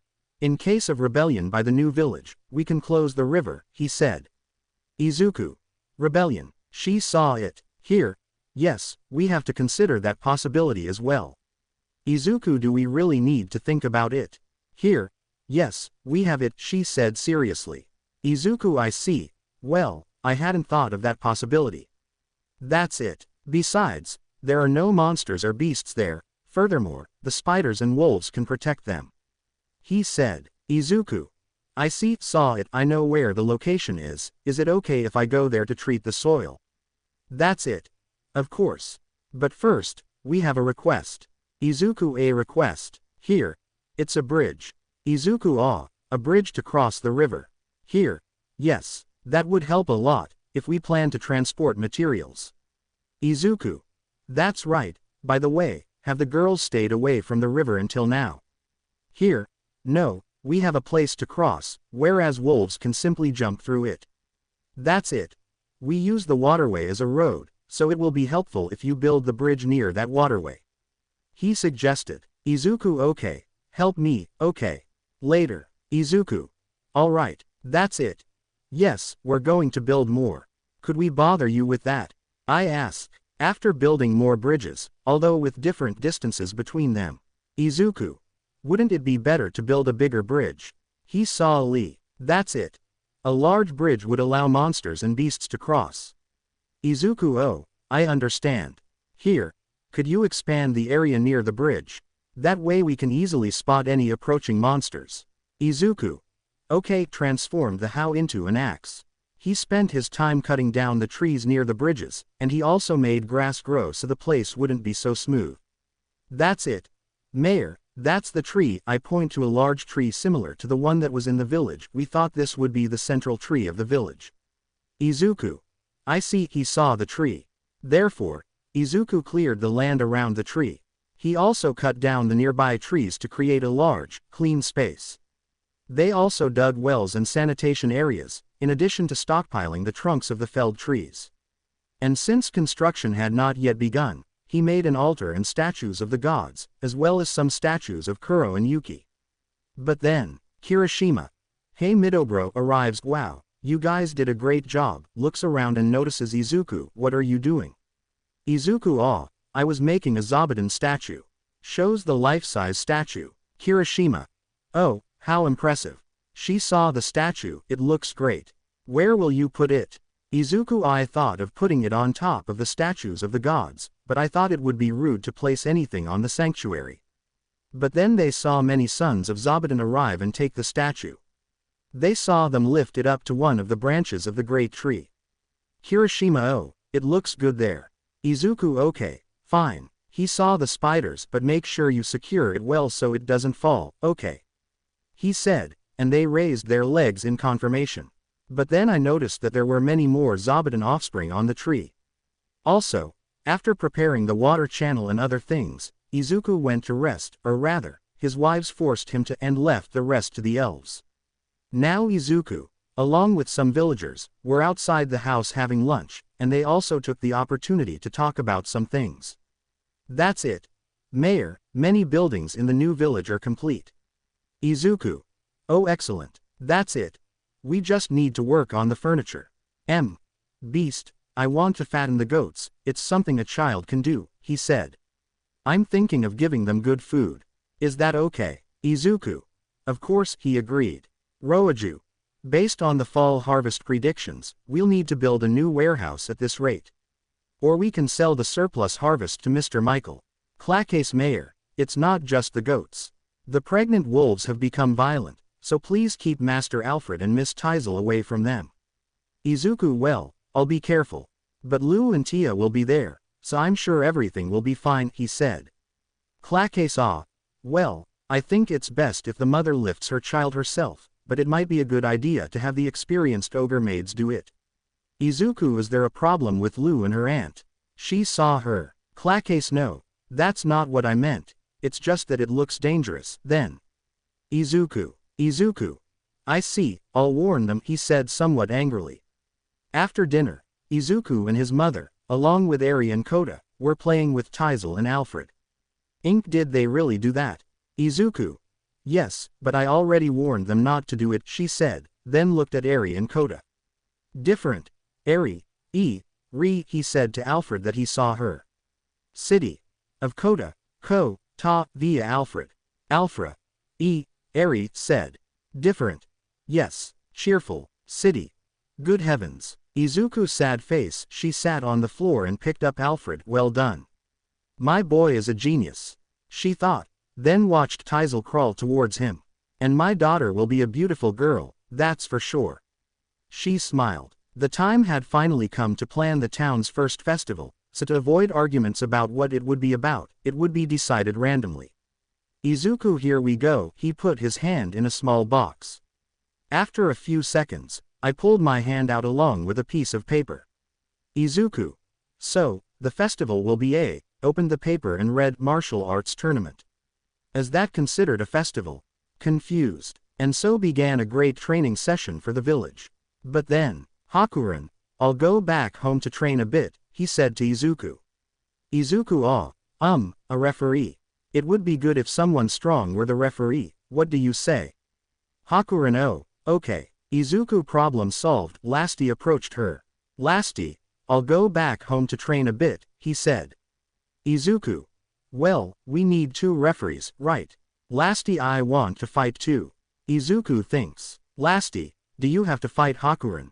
She saw her. Lasty, of course, but he never won. Izuku, can you do it if you use your dragon form? Lasty, yes, he agreed. Izuku, I see. Have you ever fought her in your human form? Lasty, I don't think so. I try to remember. Izuku, in that case, could you and Hakuren be bothered to have an exhibition match in your human forms? Hakuren, exhibition fight. Izuku, yes, just a demonstration fight. So, for the professionals who will be doing the exhibition match, I can't exactly ask them to join the tournament. Hakuren, professionals, well, I'm fine with that. But I wonder if Lasty would accept too. Lasty, professional, I hadn't considered that. However, if I do that with Aunt Hakuren, I'm sure she'll be able to withstand my attacks. Izuku, many knew that Flora wouldn't compete, but Flora, we need someone to stand by as a healer. Izuku, I see. Flora, I'll just ask for some kind of compensation next time. Other than that, aren't you going to run, Mayor? Izuku, I was thinking of doing it, but I think I won't this time, smiles. Flora, oh, I understand. After Izuku cleared an area of the forest in the southern part, they built the arena, which was 50 centimeters high and 20 meters wide on each side. Izuku also softened the earth around the arena in case they fell in there. In the end they had something resembling a square. But before that, Drime arrived with his wife, and also with Dusu and his wife Raymalin to watch the tournament. Although to Izuku it seemed like they were there to see their daughter at a recital. Bezel and Yuri also came to see Flowerum, although they came with an unknown young man. Lu's grandfather also arrived and started talking to Dusu and the man who came with Bezel. Also, about 6 Lamias arrived, at the same time as Garf and 3 beastmen. The whole village took a break before the tournament started, although there were still people working. The wolves and spiders work hard for safety, so the maids made them a nice meal. Yuri, Mayor, Izuku saw her. Allow me to introduce you to someone, this is my father. He introduced his father. Izuku, your father, the Demon King. He saw the man. Galgardo. Yes, I am the great Demon King Galgardo. He said with a smile. Yuri, father, you need to be more frank. Galgardo, I'm Yuri's dad. It's a pleasure to meet you, he said, scratching the back of his neck. Izuku, yes, likewise, it's a pleasure. I smile. After that, Vargrief approached Izuku. Vargrief, hello, Mayor. I apologize for coming so suddenly. Izuku. Don't worry, Vargrief, I really love festivals, so I'm looking forward to it starting, she said with a smile. Then he went to see Dusu. Dusu, we hope Hakuren didn't give you any trouble. Izuku, haha. Not entirely, he said. Dusu. I see, she said with a smile. Brought the mayor, his mother, and friends have already arrived. Izuku, oh, great, can you take them to some places? We're about to start. Brought. Of course, he nodded and left. Ochako, it is crowded. Yes, he said, looking at the people around. Suyu, yes, he is. Kiro. Tetsu. I can't wait to see the fights. Kendo, I'm surprised they didn't want to participate. Monoma. A son of Zabuton and some wolves were going to participate, better not to risk it. Kanoko, that makes sense. Then everyone heard drums, indicating that it was about to begin. Everyone was ready to watch the fights, although to Izuku's surprise, Dusu's wife and Vargrief were helping in the kitchen. And obviously they explained the rules. You can carry 2 weapons. Before the battle, the combatants must wrap their weapons in cloth to reduce the damage to their opponents. You can use magic to defend yourself. Since this is not a fight to the death, killing your opponent will result in immediate disqualification and a severe penalty. Everyone saw 2 girls in the ring, one from the demon realm and one beast girl. Grandma Maria, first battle. The beast girl quickly went after the one from the demon realm, swept her attack, and kicked her leg. The beast girl quickly moved to her right side, but the one from the demon realm spun around, preparing a strike with her sword. Then a whirlwind appeared in the ring, stopping both girls. Hakuren, stop. The girl from the demon kingdom won. Grandma Maria, you girls really give it your all, even if it's only for a short time. You turned your back on your opponent. Ochako, wow, that beast girl was fast. Suyu, yes, I barely got to see it. Hero. The next fight was between Florem and Senna. Florem was using a sword and magic while Senna was unarmed. Since both lost, they were not given reward medals. Izuku, they were amazing, he said to the girls, although I didn't expect Senna to be violent. He looked at Senna and she looked at him confused. Beezle, it was close, he said with a smile. Yuri, just a little more. Galgardo, Beezle's daughter is strong, but still, for such a young beast girl. She can fight so well, huh? The regular division ended, and now it was the turn of the warrior division. In this division, the winner will stay in the ring. Then the winner will fight the next opponent following this configuration. The warrior with the most victories would be declared the winner. The rules were similar to the previous division. In addition to having ribbons on both hands and legs for the lamias on the tail as well as the head. The loser was decided if both tapes were taken. The biggest difference is how the re-challenge is allowed. If the healer Flora gives you permission, you can line up for the tournament. The referee changed from Hakuren to Lasti, and the master of ceremonies changed from Grandmaria to Flo. Grandmaria will join the night division after this. Izuku, it would be great if you didn't cheer for the master of ceremonies, he said, looking at Beezle, Galgardo, and Yuri wanting to cheer for Flo. The only ones left standing were Yaa and Garf. Ofa. I will be in your care during this fight. Garf, I came here to win, so there are no hard feelings. Let's begin. Garf went at great speed towards Yaa, who used her magic to keep her distance. Garf attacked, managing to take Ya's sword. Izuku, could it be that he already lost? But then they saw Yaa grab Garf's arm, then spin around and throw Garf into the air. Garf. What was that? I land and notice something, owned out of bounds. She saw Garf outside the ring. It's decided. Yaa is the winner. Who? Thank you so much. Nimari, wow, that was great. Aizawa, I used the sword's distraction to get close to Garf and grab his arm to throw him. Nezu, how clever. She took a sip of her tea. Yaa received 7 reward medals for being the champion of the warrior division. In addition, Garf, Donovan and the Lamias received 3 medals. Garf, Mayor, what are the medals? He saw Izuku. Izuku, you can trade things with them from this list. I hand it to him. You'd better trade them before you go back to Howling Village, he said. Garf. I see, on second thought, I'll keep 1 medal as a commemorative medal. As for the other 2, he looked at the list. There's a lot to consider here, I'll think about this some more. Izuku nodded. Finally, 1 medal was given to those who participated in at least 1 fight. And with that, the warring division ended. Now everyone was resting and eating before the night division began. Todoroki, there are many stalls. He saw the food stalls. Type. I don't even know what to eat. She looked at the dishes. Then they saw Bakugo and Kirishima eating some roasted corn on the cob. Kirishima's just grilled, but it's delicious, she said, eating. Bakugo, I wish they had hot sauce, but it's not bad anyway. 8. After the break, everyone was ready to watch the night division battles. The participants were Lu, Tia, Grandmaria, Kudal, Kuron, Lee, Anne, Daga, Bulga and Stefano, 2 demon girls, and of the hellish wolves. 1. Makora, son of Zabuton, and 2 Lamias, Junea and Sunya. After changing referees from Lasti to Hakuren, they held a draw to decide the starting order in the tournament. The first would be Grandmaria versus Tia. Izuku's sad face, he saw Grandmaria and noticed she had a scared expression. Grandma Maria, it can't be, it's impossible. And when the fight started, everyone saw how Tia finished it in just a few seconds. The second fight was Anne against Lu. Izuku, I wonder if it will be too much for her. She saw Anne. And this is a once-in-a-million chance, whispered with an aura of excitement.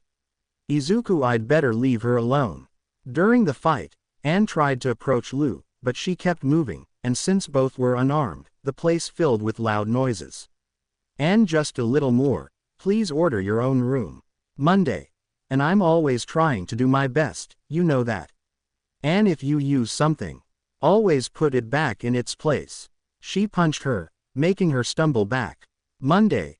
I was planning to use that again, that's why I left it there," he said, firing a beam of his magic, which Anne dodged. "Izuku, it's like Anne is keeping a lot of things bottled up. Better be nice to her," I thought, "and I should also reevaluate my lifestyle. Yes, that will be for the best. Mine. Wow, it seems serving Lu is difficult. 3. He's giving it his all in this fight. Inky just hope Izuku doesn't cause him any trouble."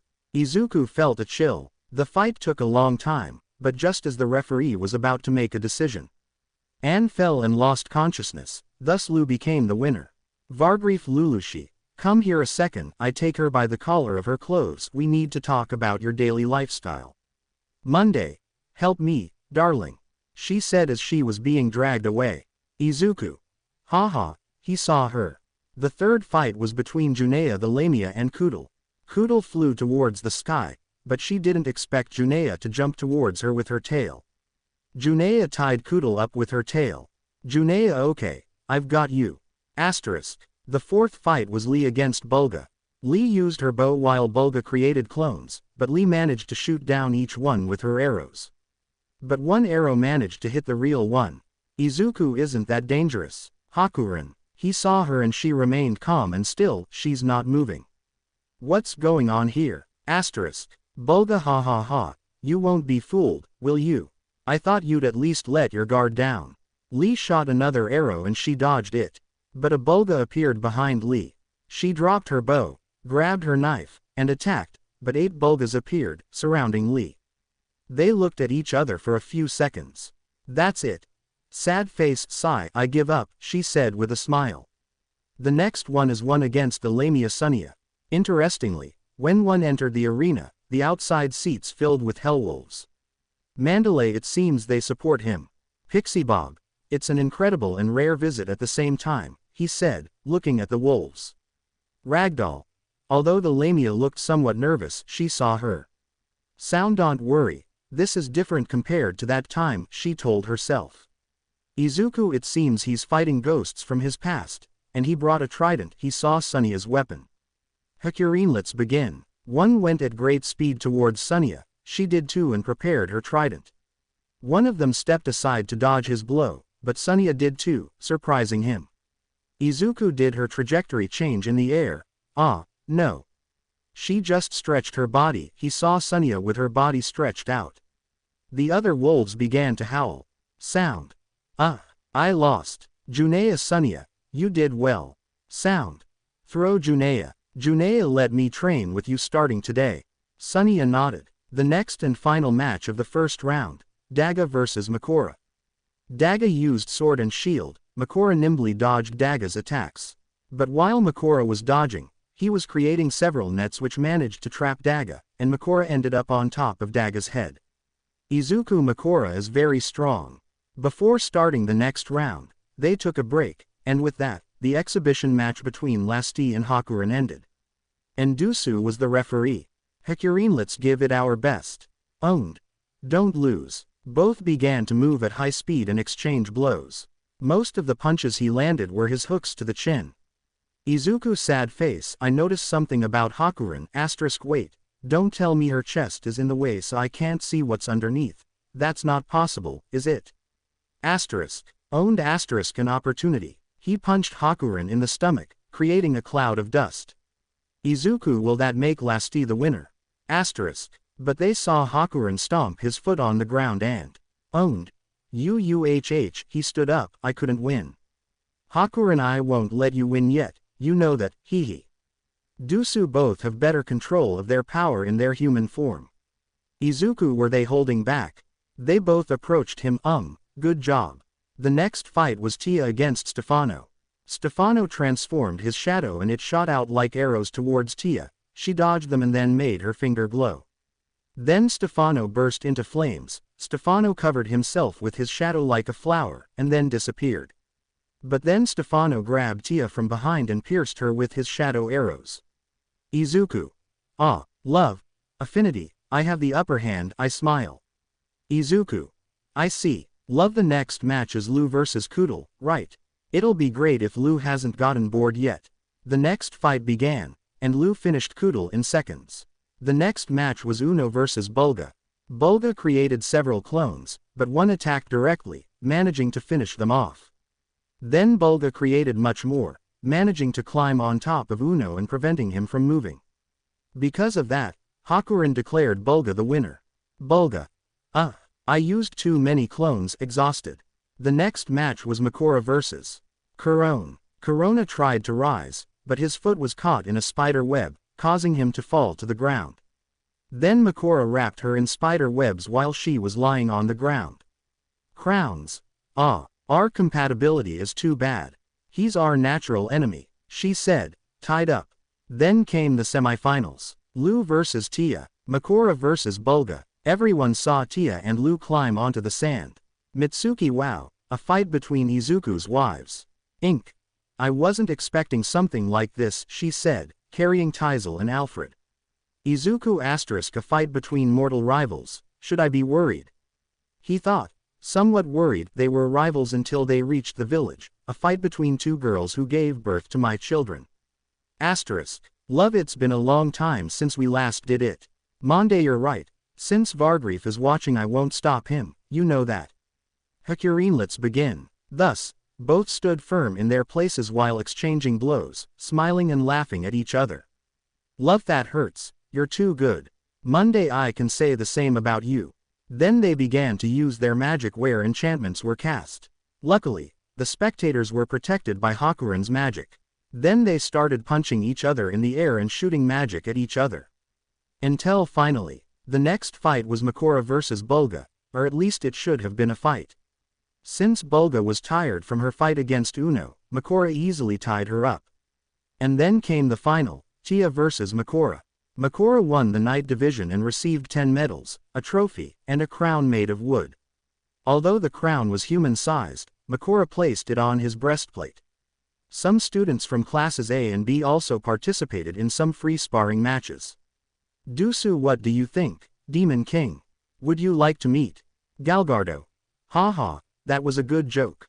Afterwards, everyone celebrated the end of the festival. Izuku. The day after the martial arts tournament party, everyone was ready to start cleaning up, although some were suffering from hangovers. Even so, the cleanup was quick. Now the dragon family, the demon family, and Vargrief stood before Izuku. After receiving some gifts from him, they were ready to leave. Dusu. That was really fun. Raymail.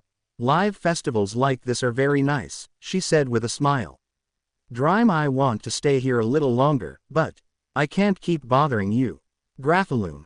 Our daughter has become more mature, I smile. Beezel, it's been a while since I've been able to relax like this. Yuri will invite you when we have a party at the castle. Smiles. Galgardo, that would be my line. But well, what can I say, we'll be in your care. Vargrief, actually, I still want to play with Alfred, but I have a lot to do. By the way, I see you also grow medicinal herbs in the countryside. Can I take some? Izuku. Of course. Vargrief'll bring some rare herbs here next time as a trade. And with that they went to their homes. Izuku also prepared some fruit for the lamias who couldn't come. Garf and some beastmen stayed behind to check on them, and they would return with them to the Howling Village during the fall trading expedition. Izuku was glad there were more men, but when he saw Garf greeting his daughter, he realized that some of them were already married. It seems there were aftereffects following the festival, as some villagers were training in case there was another festival. Now we find Izuku and Lu in their room. Izuku. By the way, Lu, you're a vampire, right? He saw her. Monday, that's sudden, what's wrong? Izuku, it's just that it didn't seem like you were fighting in a comfortable way to enhance your skills. Monday, a convenient way to enhance my skills. Izuku. Like, turning into fog to evade blows. Monday. Have I ever turned into mist in front of you? He saw it. Could those be the things you were thinking about in your world? Izuku. Maybe, actually I'm surprised that you and the girls took it well that I come from another world. Monday, well, we're glad you felt comfortable sharing that with us. Izuku, I didn't feel right hiding them from them. Monday, well, turning into mist, that's not very useful in a fight. It's exhausting and reduces my firepower. Not to mention, I'm vulnerable to attacks when I retreat. Monday, it's a technique that's generally used to sneak into a room. Izuku. I see, so, what about becoming a bat? Monday, that's not a technique used in a fight, as it would definitely reduce my strength compared to when I'm in my human form. It's a technique for sneaking away. Izuku, a technique for controlling others. Monday, a spell, right. That wouldn't work on strong opponents. That technique would only exhaust me if I used it on fighters from the Night Division. Izuku, I see. How about controlling the blood? Monday, control the blood, like Mr. Vlad. Izuku, yes. Let your blood drip down your arm and use it to create a sword to fight with. Monday, how to control water? Huh, well, you said Vlad does something similar and that he's trained. I think it's possible here, but Monday, if I consider the drawback of letting out enough blood to make a sword, perhaps it's better not to. Izuku, I understand there are differences between magic and quirks. Monday, people from your world have a strange image of vampires. Izuku laughed. Do you know any other vampires besides me, the progenitor, or Flora? He looked at him intently, with a hint of jealousy. Izuku, I only heard some stories, so please stop looking at me with those creepy eyes, nervous. Then she went to talk to her aunt. Izuku, auntie, you can create golems, right? Why didn't you use them in the tournament? Love, despite their great power, they move slowly. Therefore, they are not suitable for a duel, such as in the tournament. Izuku, so when would you use them? Love, I usually use them as decoys. After that, the monsters and wild beasts are easily fooled. And also, I didn't want to get dirty. Izuku, get dirty. Love, yes. After all, among the monsters and wild beasts there are rather, filthy monsters and beasts. I remember a zombie.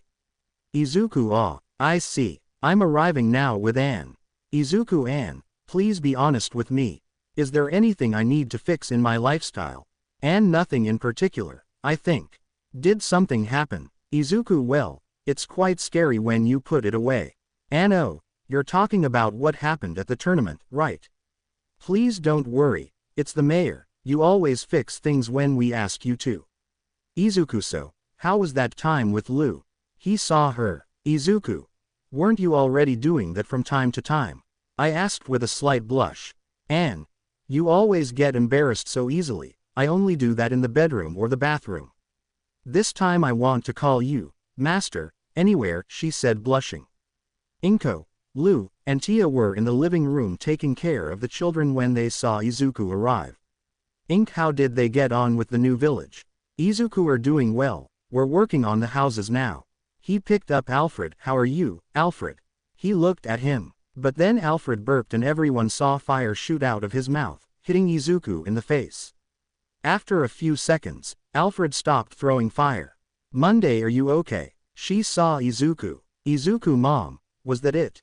Ink, your dad's quirk, surprised. Izuku, you have a quirk. He lifted Alfred up, who laughed. Love quirk, are those the powers they told us about? Monday, so, Alfred has his grandfather's quirk. That's incredible. Izuku passed it on to Alfred. Izuku, just be careful that you don't accidentally set anything on fire. Love, I wonder what Tisel's will be. She's carrying her daughter. Well, I don't really care if she has one or not. Izuku, me neither, smiles. Tisel. Yes, after a few days, they had worked on the houses of the new village. And after talking to Drime, Michael, and Beazle about those who wanted to move, there was just one problem. They were different races. Therefore, everyone was now in a meeting. Izuku, then, we will expand the village we built to accommodate the first group. Next, we will build another new village to accommodate the other two groups. That's it. What if we just expand the first village and take everyone to that town? Izuku, each group consists of different races. I thought it might be better if we separated them. Lovewell, that's true. Although there are different races that get along well in the Big Tree Village, you could say it's a special case. Izuku, and if you think about it from their perspective, instead of suddenly telling them to live with other races, it's more comfortable for them to live alongside the people they came from. And with that, they decided to build another town. Clacase, which means Donovan. So where should we build it? Right. That's it. We have some places in mind, but there's a small problem. Izuku. Which is it? That's it. Water, if it's not near a waterfall. Izuku. Then the channel would be too long. That's it. Yes, although I think we can still get water if we dig a well. That's it.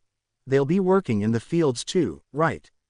Is it possible to maintain all the fields using water from one well?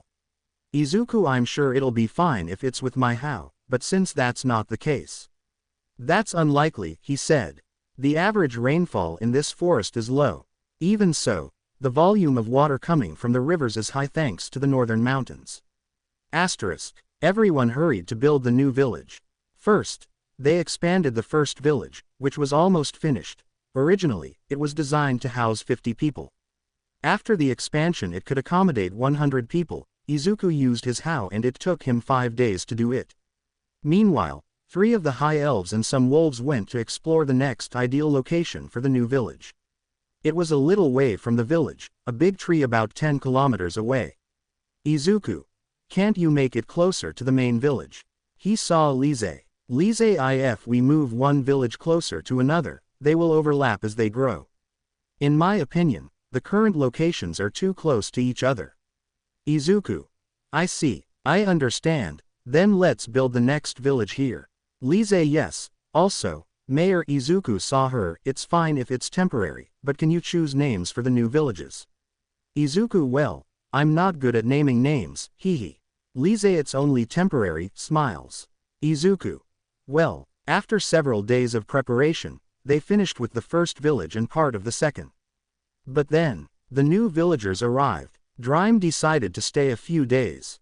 Dream, I absolutely cannot leave them alone after bringing them all this way, it would be very irresponsible. They must be nervous too. Then a minotaur approached Izuku. Golden. I am the representative, my name is Gordon, we will be in your care. Izuku, Izuku, mayor of Big Tree Village.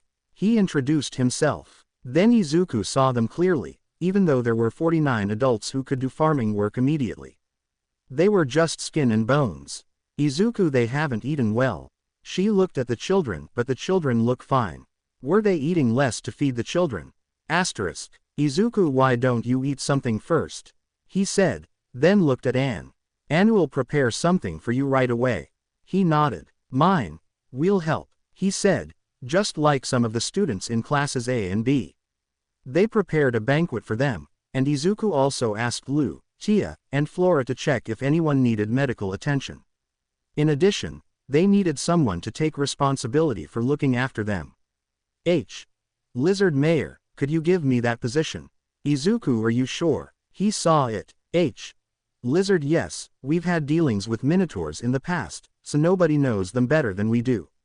Izuku, Naf, the lizard man, he was surprised. At first he couldn't tell them apart, but after living with them for a while, now he can all leave it to you then. Naf, thank you so much. But obviously, building a new village would bring some problems. The first was that the houses were for humans. Izuku, I was thinking the same thing, but the fall harvest is coming, and winter is approaching. We need to have food reserves, not harvesting isn't an option. If their homes aren't ready in time, how about accommodating them in the northern dungeon for the winter? It's the giant's home, after all. Izuku, it's not a bad idea, but will the giants accept? I felt they were really friendly when I met them. But we need to give them something in return. I think at least give them food and firewood to get them through the winter. The second group of new villagers had arrived. Izuku went to see them and noticed they were centaurs. There were 30 boys, 74 women, and 34 girls. Most of those who could do labor were women. Interestingly, they looked like knights ready to march. Izuku, Bezel, what's wrong with those girls? He saw the aforementioned looking somewhat exhausted. Bezel, as you can see, they are knights who fled their burning castle. Izuku, did you teleport them in the middle of the battle? Bezel, of course not. Their territory was at risk since the battlefront suddenly intensified. So I came to them with the idea of bringing them here for evacuation. Izuku, so the battle broke out while they were in the middle of negotiations, huh?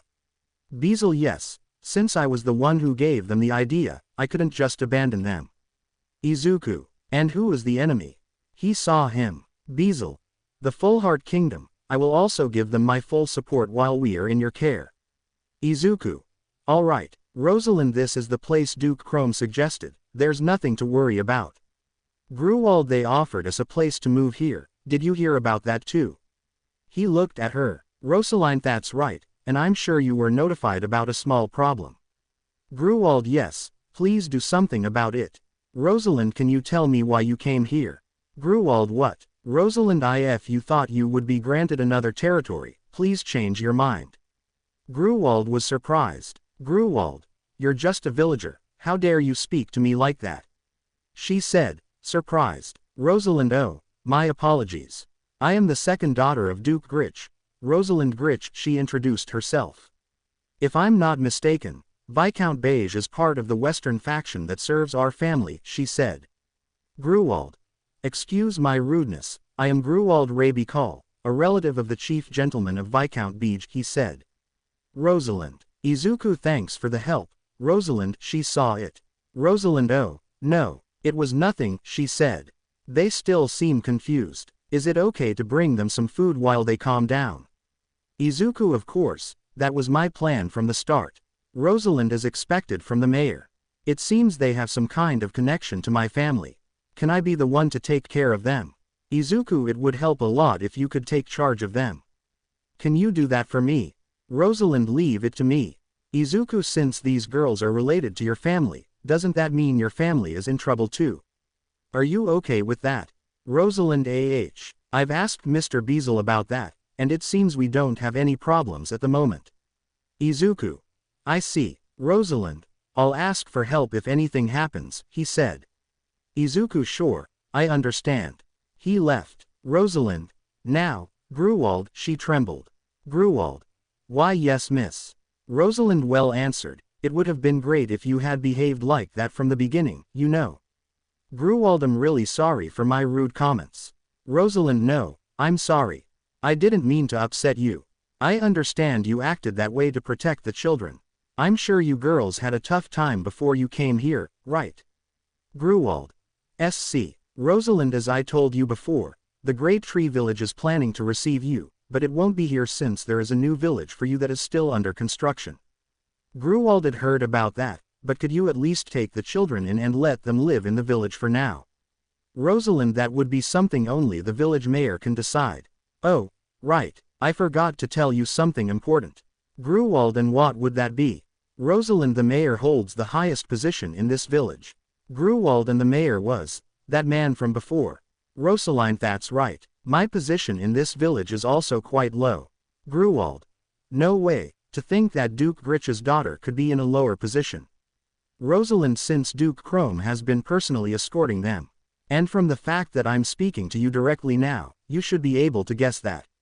At Izuku's house. Are we really going to accept them even though they were very rude before? Izuku, I don't think they were rude, but it's unfamiliar territory for them, so they're expected to be cautious.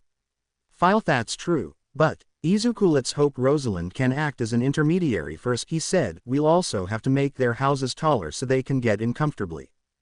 By the way, Mayor. Izuku. Yes, he saw her.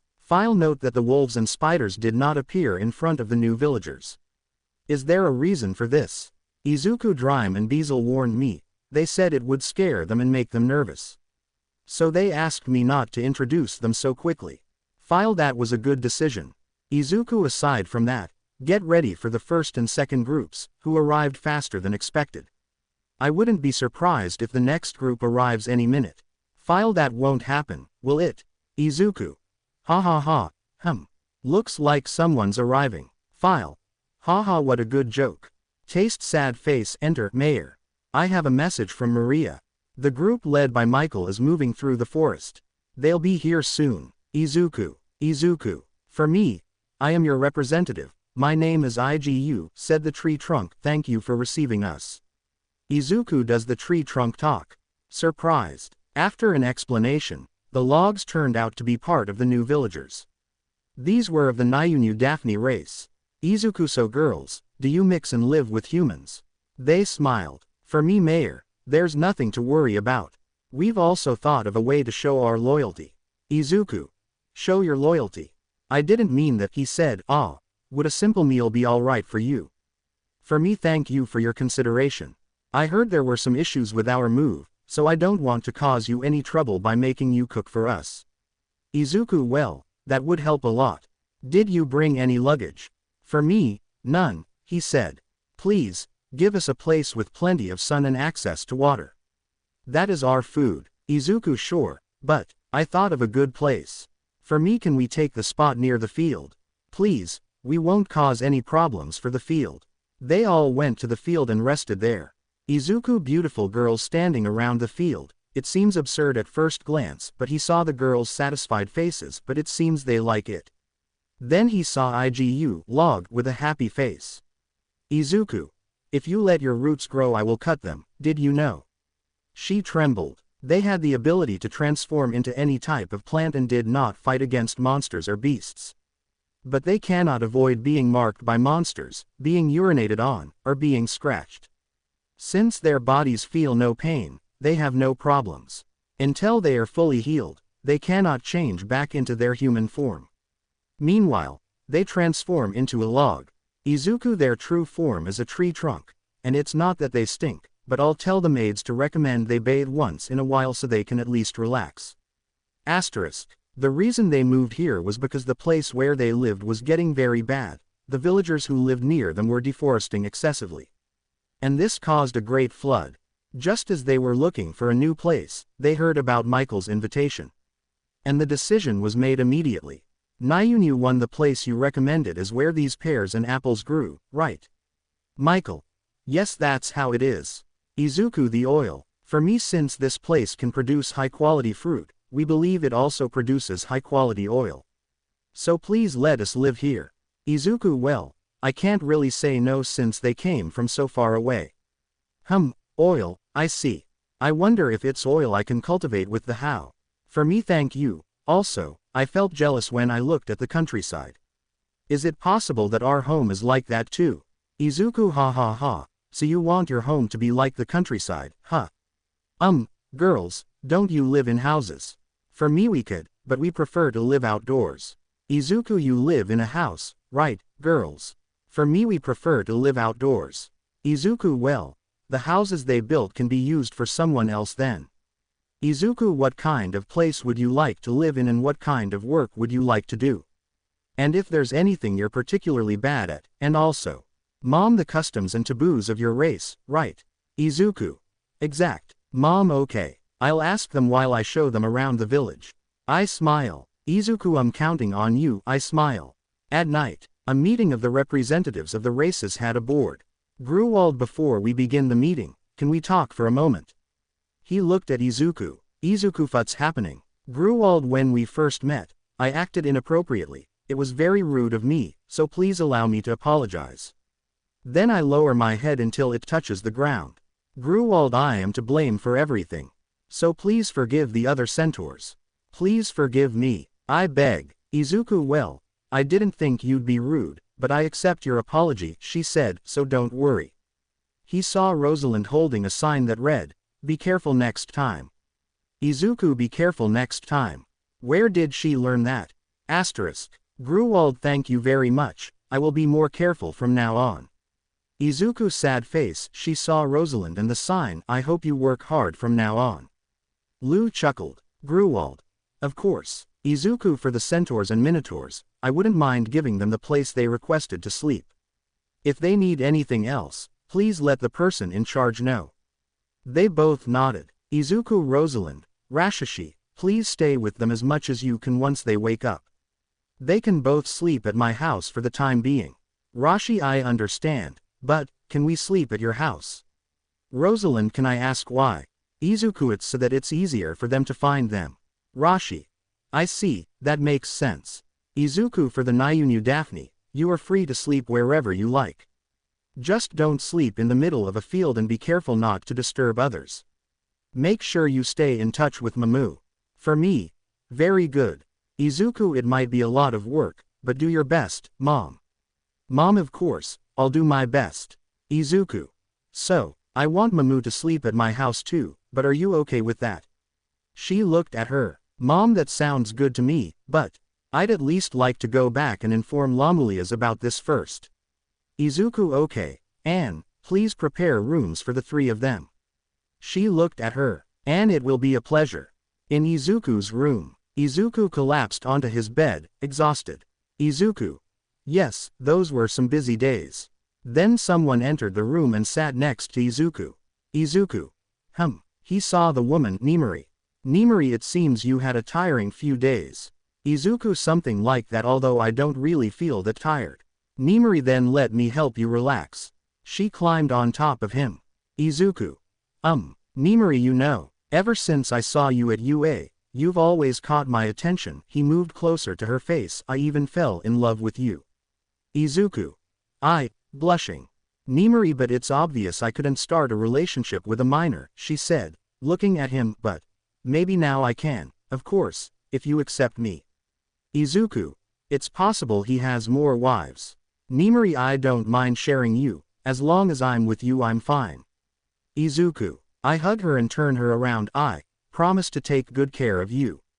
Nimori, I know you will. She smiled and kissed him. A few days had passed since the new villagers arrived. They had traded with Michael to get food, and thanks to the minotaurs the construction of the houses had also been faster. At first the centaurs were having a hard time while hunting horned rabbits in the forest, but it was because they could not run freely in the forest. So they put some of them to work transporting goods and carrying messages to the second village. They were very fast. And since they didn't have to fight the monsters they encountered, all the centaurs were able to help. Gruwald. Mayor. Izuku saw her. I see there are horses in the stable. Do you use them for transportation? Izuku. Yes, we use them, but it's more like they won't let me ride them. They won't obey me. Gruwald. Mayor, do you want to try riding me? Izuku saw her. I think it's easier to ride me than a horse. Izuku. Are you sure I can ride you? Gruwald. Of course. He bent down. Izuku climbed on and she stood up, surprising Izuku a little because of the height.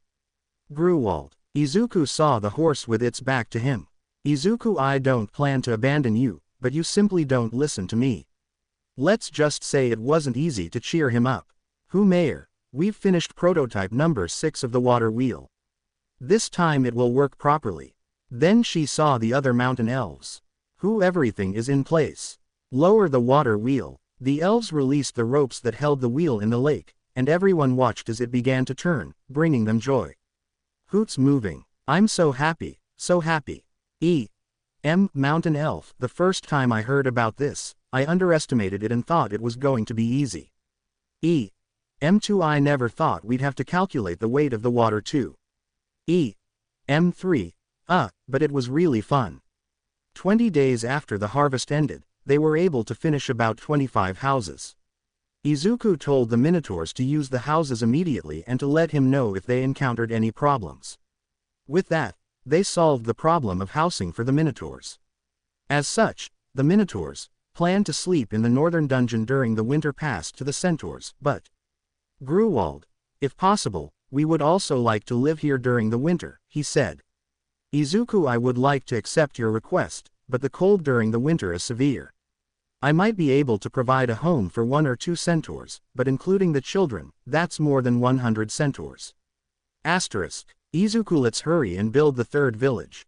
Until the time comes, I'll do everything I can. Nayunu Daphne are more self-sufficient than expected. The best thing about them is that they don't need food. They can eat and drink, but they'll be fine as long as they get sunlight, water, and good oil. In short, they didn't need to take care of them. They just needed Izuku's permission. Izuku. You can use this place for sunbathing, he told IGU, and it is strictly forbidden to walk around naked while in your human form. For me, Then he saw how IGU, human, stuck to a tree. Izuku. It seems you're a parasite of that tree. I don't mind if you use that tree, but just don't do anything to the tree in the center of the village, he said seriously. Agu nodded, somewhat frightened. Although they didn't have to take care of them, there are still some problems. The Nayunu Daphne were asked to hunt around the second village, but when construction of the second village began, they were moved back to the first village. Nayunu Daphne can communicate telepathically with others who are near them. Their main job is to report their position in the current situation.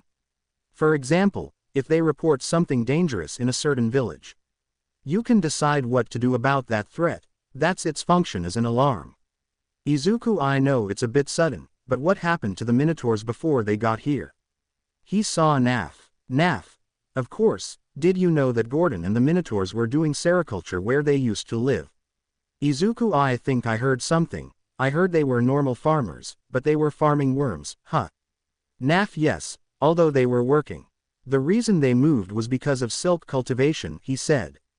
Izuku, did something happen? Did your worms die from a plague or something else? Naf, no. I heard their harvest was prosperous, but the owner of the land where they lived asked for something impossible. Izuku, so what did the landowner ask for? Naf, since you can make a lot of money with silkworm cocoons, he asked them to increase production. Izuku, oh, I see. I can understand his point of view. It's understandable that he wants to increase something more profitable. I thought, Naf, but even if you told them they would increase production, it's a job involving a living creature, they couldn't increase production immediately. Izuku, that's to be expected. Naf, so, because of his anger, the landowner raised the taxes. Izuku. Huh, he raised the taxes. Is that man a fool? He said incredulously. Naf, you can say that again. Gordon and the other Minotaurs worked desperately to stay there for 3 years, but eventually they couldn't stand it anymore and left the village. Izuku, so in the end, they focused on gaining more. But greed ended up destroying itself because of its greed, huh? To think that even that would make them abandon their own village. Naf, after that, they continued wandering through different places. They were lucky enough to encounter Drime's subordinates while wandering around, which is why they decided to come to this village. Izuku, I see, that's why they were so thin. Naf, it's just my opinion, but I'm grateful that they were able to live comfortably in the second village. Izuku, you're right, let's make an effort so they can continue to live comfortably. Naf. Yes, he agreed. Izuku, so where is that foolish ruler? Don't tell me he's in the Fullheart Kingdom. Naf, no, that can't be. I think it's in a more distant kingdom, west of the Fullheart Kingdom. Izuku, I see. It's not good to blame everything on the Fullheart Kingdom, although I still think it's a bad kingdom. Asterisk. Izuku was now with Gruwald and some centaurs. Izuku had also discovered that minotaurs could breed with other species, but the problem was the size difference between species. And now I was going to ask Gruwald. Izuku, it's embarrassing to ask a girl this, but it's your role as the representative of the centaurs, so please answer. Gruwald. What thing? Izuku. Gruwald. Even though I have no experience, I've heard there are many ways to enjoy it. Not to mention I'm very confident in my breasts. Izuku, wait. Gruwald, you'll manage, so give me your order. Izuku, I'm not going to give you any orders, so forget that way of solving it. Gruwald. But why? Although it's a little strange for me to say, I'm a stubborn woman. And I heard that men like to see when they can dominate a stubborn woman, she said with a smile. Izuku, where did you hear that? Gruwald, by the way, why am I asking myself that? Izuku, well, I should have told you beforehand. It's a type of research to prevent conflicts between races. I didn't ask hoping you'd give me something in return. Gruwald. Prevent conflicts. He saw it. Izuku, you see, I do it thinking about the children.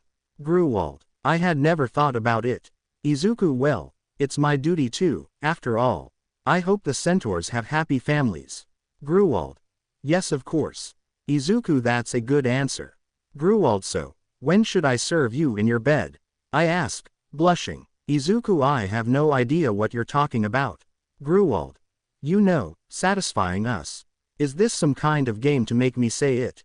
Izuku, no. Didn't you hear what I just said?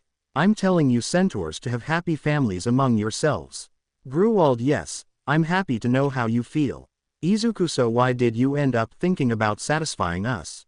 Gruwald, without insurance or a stable job, we can't have a happy family here. So I thought that, to secure our position, it would be best to have some kind of special relationship with the village mayor. Gruwald, so please let me offer this to this incompetent. Gruwald lowers her head. Izuku, I told Gordon this too, it's okay, you don't need to do it. No matter what happens, I won't take them out of the village, so don't worry. Gruwald. Nimari, so these things always happen to him, huh? Winter had already arrived. During those days, mayors were also assigned to the other villages. So some villagers decided to refer to Izuku in other ways, such as, Your Highness, or, the Great Mayor of the village. So Izuku decided to think about it. I also spoke with Gran Maria about bringing more angels to watch over the other villages. She will ask them when spring arrives. Now Izuku was with Eri and Kota, the three of them riding a horse. Different how great. City I expected it to be a little faster. Izuku. First we'll go slowly, then we'll go a little faster, he said. It seems he's gotten closer to me now. He saw the horse. Then he felt a breeze at his back, turned around, and saw Gruwald watching them. Now Izuku was in his room carving new wooden utensils for the new villagers. Maid. Alcade. Izuku. Yes, he saw her. Maid. About this glass, I'm showing a glass with incredible detail and design. Izuku. Oh, I got really into it. He saw the glass. Maid. If you use this type of carving on a vessel like this, it would be more of a work of art than a usable product, he said. Izuku. Is it a bad thing? Maid. I think it's fine for the plate, but I think it's a bad idea to put this type of carving on something that we're going to put in our mouths. Izuku. Well, here you go. He gave it to her. Maid. Is this for me? Thank you so much, I'll keep it as a family treasure. She bowed. Izuku. Well, I did it randomly. So I hope you use it as. She left happily, a product that can be used. Izuku was in his room making a Zabuton statue. Izuku. Maybe I should change my pose. Asterisk. A few minutes later Anne entered and was startled to see the Zabuton statue even more realistic and in a fighting pose. Izuku. What's happening? He saw her. Anne. Is it for demonic protection? Izuku. Close, but not really. The statue was very popular among the children of Zabuton. And then later, they found out that the elves Lise, and Lafa became pregnant with Izuku's child.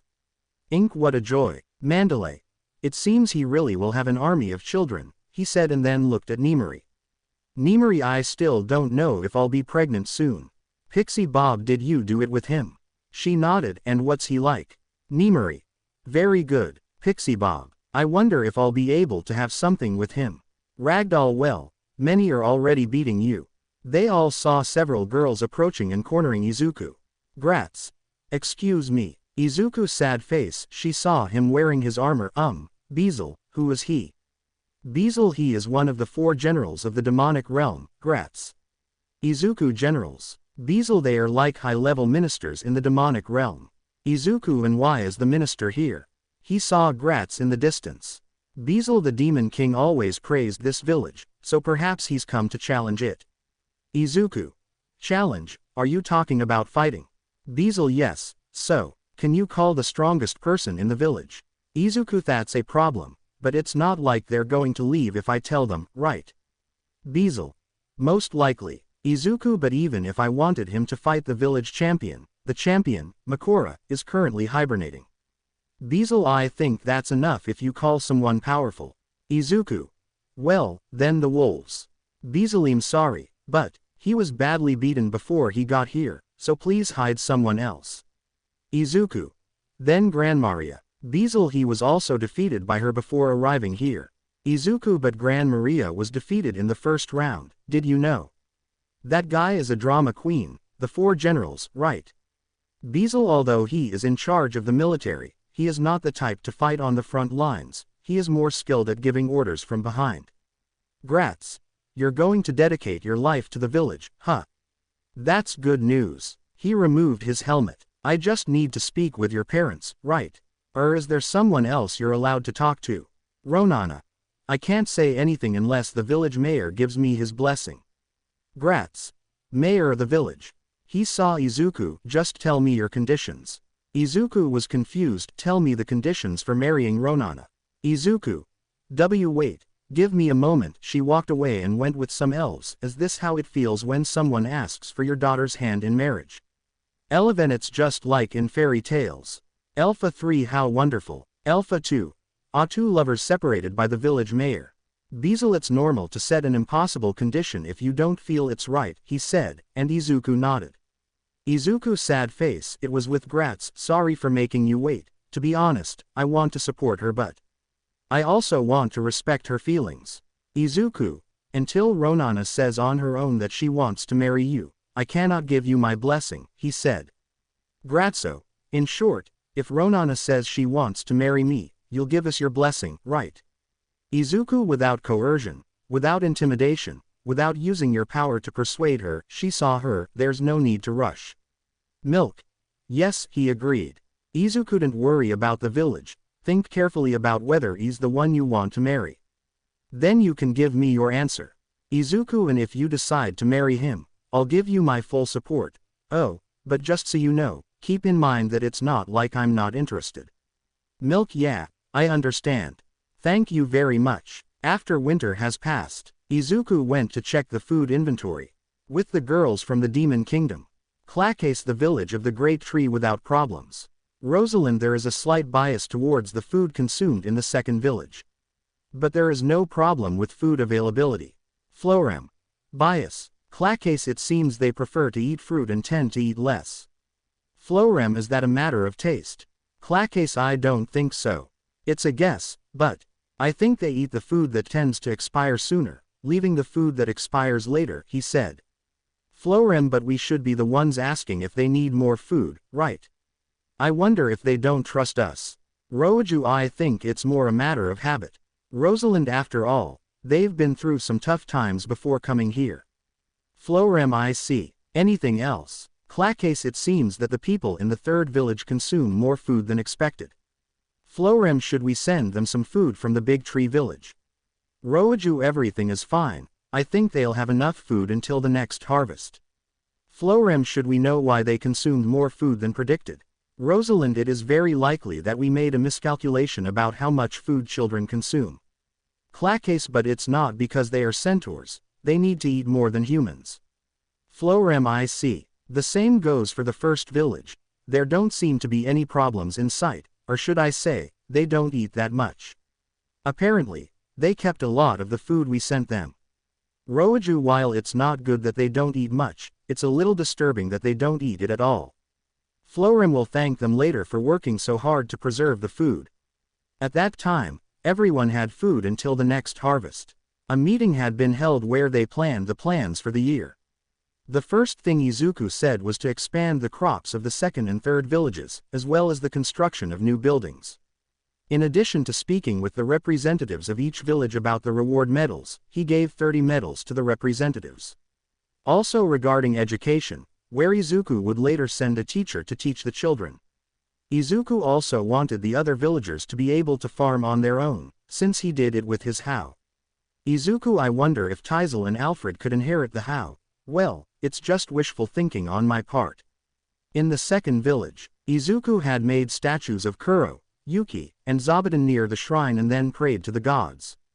And since the minotaurs in the second village were originally farmers, Izuku wasn't worried about them. After that, he made a water reservoir in the second village. Gordon, although he doesn't look like the god we normally worship, I don't think there will be a problem. Izuku. I see. Well, if I have time, I'll try to make one that you all usually love. Gordon, thank you very much. We mainly grow cereals, but it would be bad to only grow one type and have a poor harvest. We would also like to grow fruit if we could. With that, Izuku made an area of fields, an area of fruit trees, and an area of goats. Then he went to the third village where he also made some statues and prepared the fields. And finally he built fences and wells all around the village, although the wolves remained watching the surroundings. But nearly 100 wolves also went to look for a mate, but more than half of the wolves born last year had stayed behind.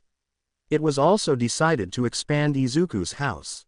The plan was to expand the house and add some wings around both sides. They also wanted to put in a bathroom, although the problem was the maids' bedrooms. Although Izuku asked them, it seemed they were planning to demolish the current dormitory and build a new one that would be connected to Izuku's. With that said, construction began, with Izuku cutting down some trees. Some people from other villages also came to help. That's it. We will try to build the house of stone and wood. It's fine to build the house of wood, but considering the appearance, we should also use stone. Well, Izuku continued cutting down trees and construction continued. Although the harvest season arrived before they finished, construction was halted. The harvest in the second and third villages was over, so Izuku went to make new fields. But there was a problem. The harvests from the other villages were given to him. Rosalind Mayer, You expect the second and third villages to be autonomous, right? Izuku nodded, but those villages don't seem to share that sentiment. Izuku. Rosalind, after all, being under their management is much safer than being self-employed. Izuku. They don't want to be autonomous. Is that even reasonable? Rosalind, please think about your situation. Izuku. Situation. Rosalind, above all else, their safety is their priority. They place their complete trust in wolves and spiders to protect their villages. Izuku. Well, that's true. Rosalind, their numbers. I don't know how they'll multiply in the future, but you're the only one who can build fields, and they're the only ones who can take care of those fields. Izuku. That's also true, but Rosalind, they trust the great tree people. Izuku, you have a point there. Rosalind. There's no one in those villages who wants to be self-sufficient in this situation, he said. Even though they have every luxury, they're still new villagers, so you have to take care of them in the future. Izuku.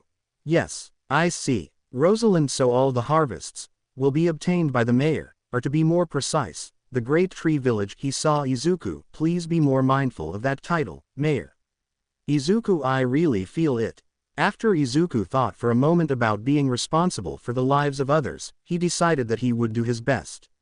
He had also spent some time playing with the wolves and spiders alongside Zabuton, although the latter put on more of a fashion show with Izuku and some kids from classes A and B. Izuku was now with one of the Nyunu Daphne. Izuku, you girls are barely noticeable.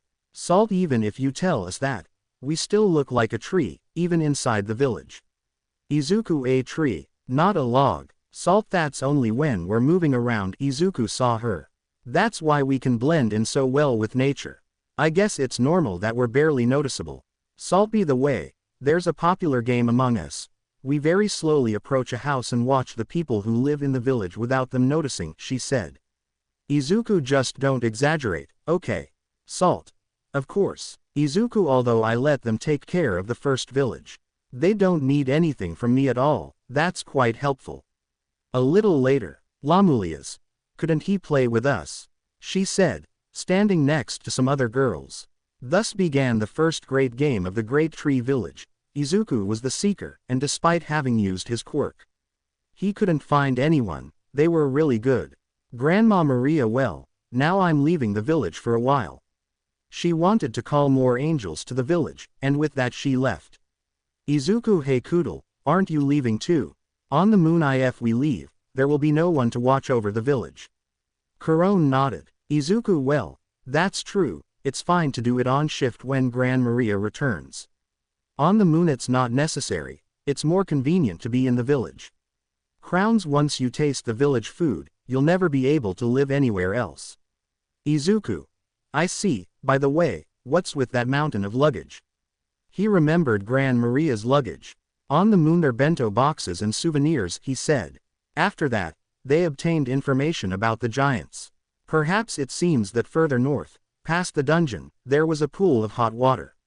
Izuku wanted to use them as hot springs, but when a group went to investigate, they told him they were too hot to use.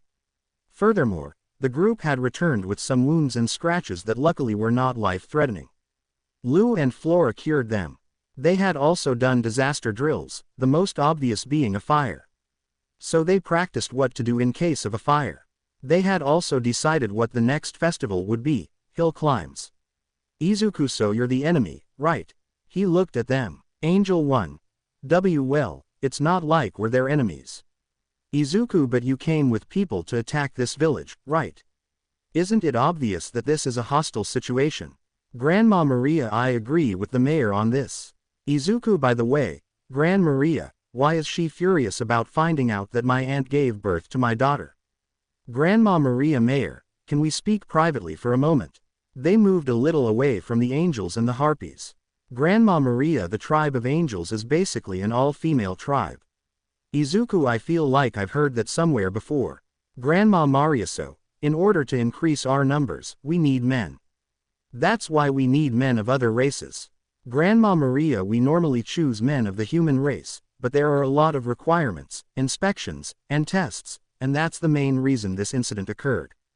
Grandma Maria. If a couple hasn't been recognized by the tribe, the angels will look down on them.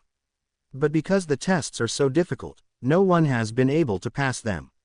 This has sparked a fight between the angels who ignore the test and those who wish to preserve it. Izuku basically, I just need to pass that test and then the angels could approve me, right? Grandma Maria.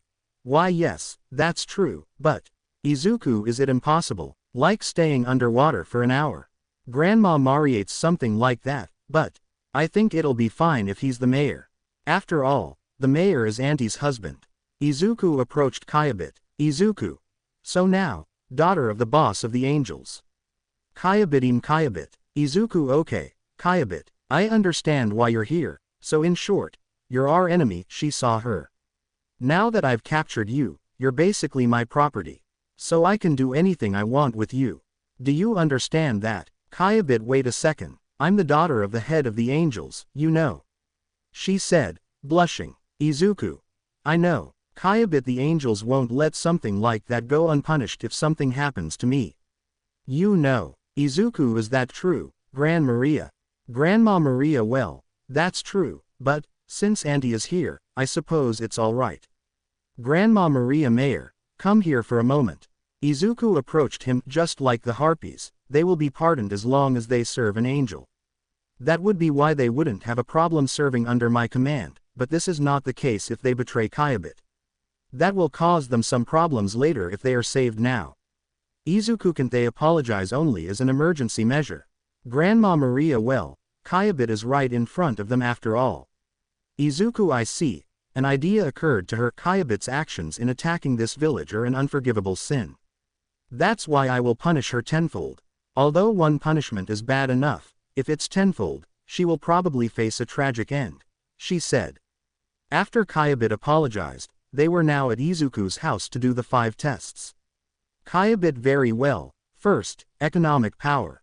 You must give the tribe of angels 7 gold coins. Izuku, gold coins. Kyabit, if it's around this area, gargered gold coins should be fine.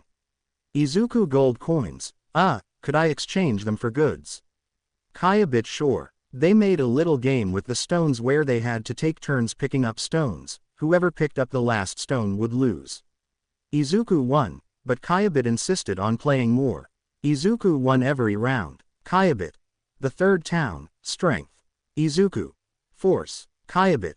Is he bad at fighting? Izuku, not exactly, but I'd rather avoid a fight, so how should I prove my strength? Kyabit, you will have to fight someone I choose and return alive. Izuku, and I don't need to win.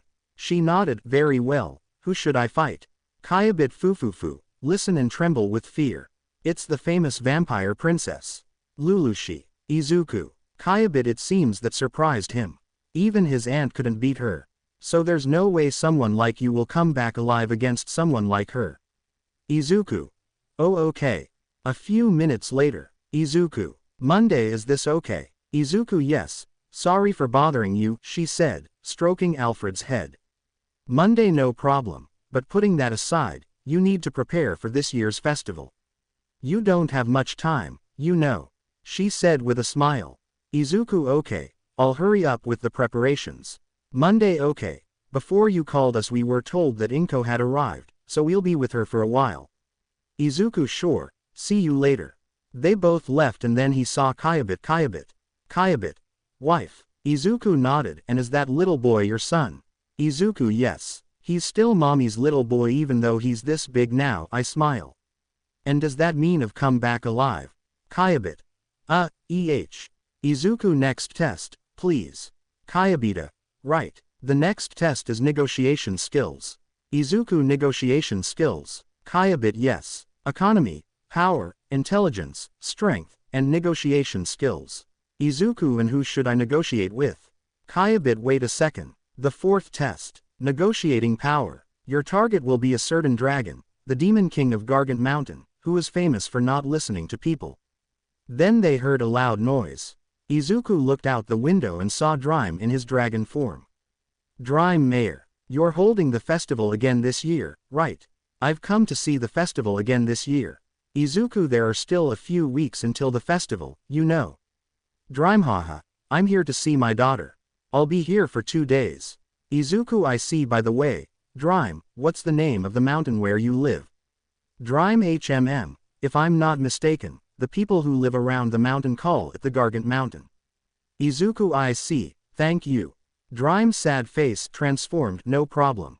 The final test would be a matter of luck, where Izuku had to toss a coin that had an angel on one side and a shield on the other. The coin had to land with the angel side facing up, and Izuku was also forbidden from touching the coin after tossing it. Izuku threw the coin and it fell to the ground where they noticed it was about to land with the angel side facing up, but Kyabit stopped it. Kyabit. Fufufu, it seems you have failed the test. Izuku, seriously, aren't you taking this a bit too far? Kyabit, it's forbidden for you to touch it, but the rules don't say that someone else can touch the coin afterward.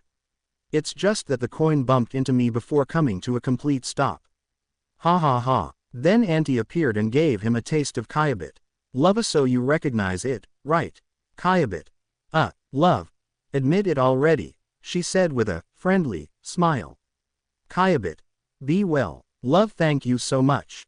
I smile. It's because of royalty that they always change the tests based on their moods, which is why some angels are against it. I think you should give up. At night, we'll just say that they both had a good night. Izuku had received some boxes of cotton, which they used for the futons because before they filled them with grass. They also decided to use it for clothes, which surprised Zabuton. It wasn't that people disliked Zabuton's clothes, but they thought they were too expensive to wear every day. Some spiders helped to spin the cotton into yarn, and Izuku also decided to grow cotton for the following year. They also did business with Michael, selling their Zabuton clothes for cotton garments. They planned to buy new clothes, but it seems that wearing secondhand clothes is common among people in this world. Izuku asked the representatives of the minotaurs and centaurs who distributed the clothes to the others. The old clothes also made Zabuton very happy. It seems she has gained a lot of inspiration from all the clothes that came from outside the village to start new ones. Izuku's sad face, she saw Zabuton holding up a very elegant new suit. Ah, that's a great design. Is it for me? Thank you, but I'm fine with a simple style. She smiled and Zabuton nodded. They also began preparing the area for the festival. They had also worked on Izuku's new house, which was U-shaped and had 5 areas. Bathrooms and storage rooms, Izuku's office, entrance to the living room, guest rooms, and finally the dining room and kitchen. The elves had also made compartments to store bows in case of an emergency. There was also a display case, but for the moment it only contained Makora's trophy. Although that didn't stop some elves and men from admiring him. They also built a laboratory for Lu and Tia, and one for Flora as well. But because the Flora research is to solve most of the problems of fermented products, it was built outside the mansion to prevent it from smelling strange. Walkways were also built for the spiders to cross. Izuku had discovered a hidden passage to his room after talking to the elves. This will only be used for Zabutons and spiders, and in case of emergency. Now, after a few days, they had the gliding festival area ready. A hill, a hole, and a pond to glide into at the end. Each competitor will slide down the hill using their board. They will have to start from the top of the hill with their board and slide all the way down, through the hole, and fly into the pond. The competition is to see who can fly the farthest inside the pond. With everything ready, the tests began, and the first to do so would be Donovan. Donovan, here I come. He started running, but he slipped and couldn't get back on his board, continuing to slide down until he fell into the pond. Izuku, will he be alright? She saw him leave laughing. It seems he is. From here I go, he said on the hill. He jumped onto his board and glided down, then flew almost to the other side of the pond. Rosalind, and to think I could make a perfect jump like that. As far as the safety of the contenders is concerned, we should increase the size of the pond. Mondeum next, she decided to start immediately on her board instead of running up from the starting line. And just as she was planning a great high jump, when she landed she shot off like a cannonball as she spun around. Next came Kuro, who stayed on his board the whole way, and finally Ronana, but she got stuck in the hole after losing speed. I tried again, and although it didn't fly very far, it did make a great dive. After a few days, finds Izuku. I am one of the 4 generals of the demon realm. I've heard many rumors about this place. I haven't brought anything for my self-defense. I'm trusting you to protect me if anything happens. he said to Izuku. Izuku.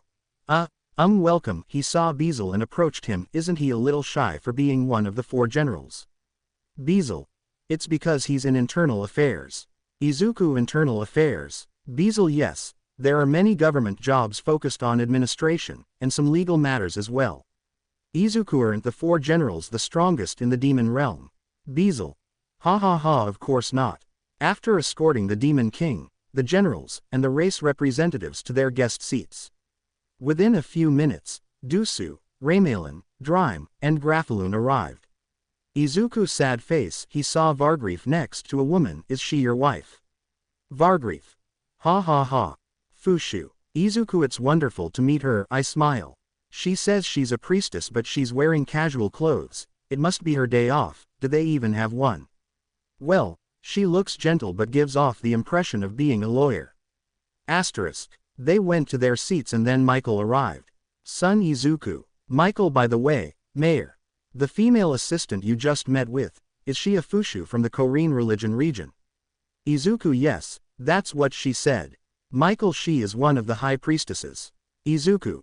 Really? He saw it. Michael. Yes, although she is beautiful and gentle. She has another side that others call the diabolical Fushu. Izuku saw this. Don't look so surprised. When she comes to the human realm, there will surely be a festival. Izuku. Even if you say that. Asterisk. Vargrief is the founder of the Korean religion, and we even have the Demon King alongside the Dragon King, he thought. After the other guests arrived, they began. Claque's first participant, Lizard Man Daga. He's going to challenge the slope with his handmade board. After gaining momentum, Daga climbed onto his board. He flew and bounced on the water 6 times. Claque's and its distance is 24 meters. Some minotaurs decided to sing along with a dance. Some centaurs decided to shoot their bows while running and most of them hit the target. Then they continued with the competition again. Second place went to Tia, third place to Kuroichi, fourth place to Yaa, and fifth place to Yuri. Some joined at the last minute, like Beezle, Gratis, and Fushu. Izuku's friends also participated, some from Class B and some teachers. The big 3, although Tamaki was a little scared, Eri and Koda, even Inko and Mitsuki participated. Dusu tried to participate but Raymalin stopped him. The second part of the competition involved riding your board without running at the start. Lotion was poured on the ramp to make it extra slippery for the participants. The second part of the competition is rated by the flight distance, just like the first part. For some reason, the second part seemed more like a performance division. Basically, some people were riding their boards in some entertaining way and striking some poses. To allow the children of the Beastmen to participate, they did not mark their flight distance. Lamulias, the woman in charge of the children, seemed worried. The ramp was considerably safe, but she suggested making a mini ramp for the children. Izuku asterisk. That might work. Asterisk. Then he saw Alfred arrive with the Alfred. Dad looked at him with shining eyes. Izuku. After seeing the beast children jump, he wants to do it too. He saw them. Maybe when you're a little older. Alfred. Oh, Monday. It will be next time. I stroke his head. Thank you so much, he said, raising his trophy. The wine slime didn't seem interested in the trophy, but it took the reward medals. Izuku planned to give medals to the other winners as well, but what would they do with all the other participants? Yuri. What if you arrange for them to exchange it for something? Wouldn't that solve the problem? He suggested. Everyone agreed. Izuku was entering the house, walking towards his room, but then he heard someone talking. Izuku.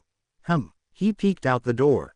There he saw his daughter Tisel, along with his brother Alfred. Tisel.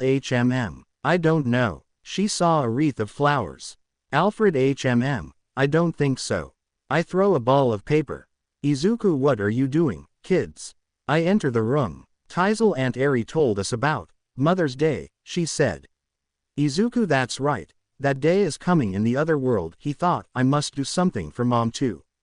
Alfred. We wanted to do something for Mom and Auntie, she said, showing some sheets of paper. Izuku. I understand. Approached. Well, I also have to do something for your grandmother. Would you like me to help? Both. Yes, they said with a smile. So the 3 of them, along with the help of the maids, began to make the preparations, obviously hiding it from Lu and Tia, and the expectant mothers as well. "Monday, don't you think something's off today?" she said, getting out of the bathtub. "Lovewell, no, although lately Tisel doesn't spend much time with me, even though she asked me to teach her to fly with her wings." "Monday, now that you mention it, Alfred hasn't been near me either," she said curiously. They got dressed and left the bathrooms. Then they saw Senna pass by. "Love Senna, have you seen Alfred and Tisel?" She saw her. "This yes, they're, no, I haven't seen them," he said, although it's possible they're with the mayor. "Monday. I see," she said, somewhat confused. "They went with Izuku and saw him making a statue." "Monday, honey, have you seen Alfred and Tisel?"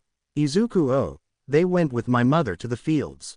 She said she wanted some flowers, so they wanted to help her." "Love, oh, so they're with Inko, thank goodness." Relieved sigh. "Monday, okay, let's go with them." Both girls left. Izuku made sure they were no longer nearby, then looked towards one of the corners of the house. Izuku. Now, his friends, along with the maids, entered the house with various decorations, tables, and chairs. "Tisel, daddy, do you have the strawberries?" Izuku gave him the basket. "Izuku, and the tomatoes too." She gave the basket of tomatoes to Alfred. "Go to Lamulia's so he can help you." Both children nodded and left.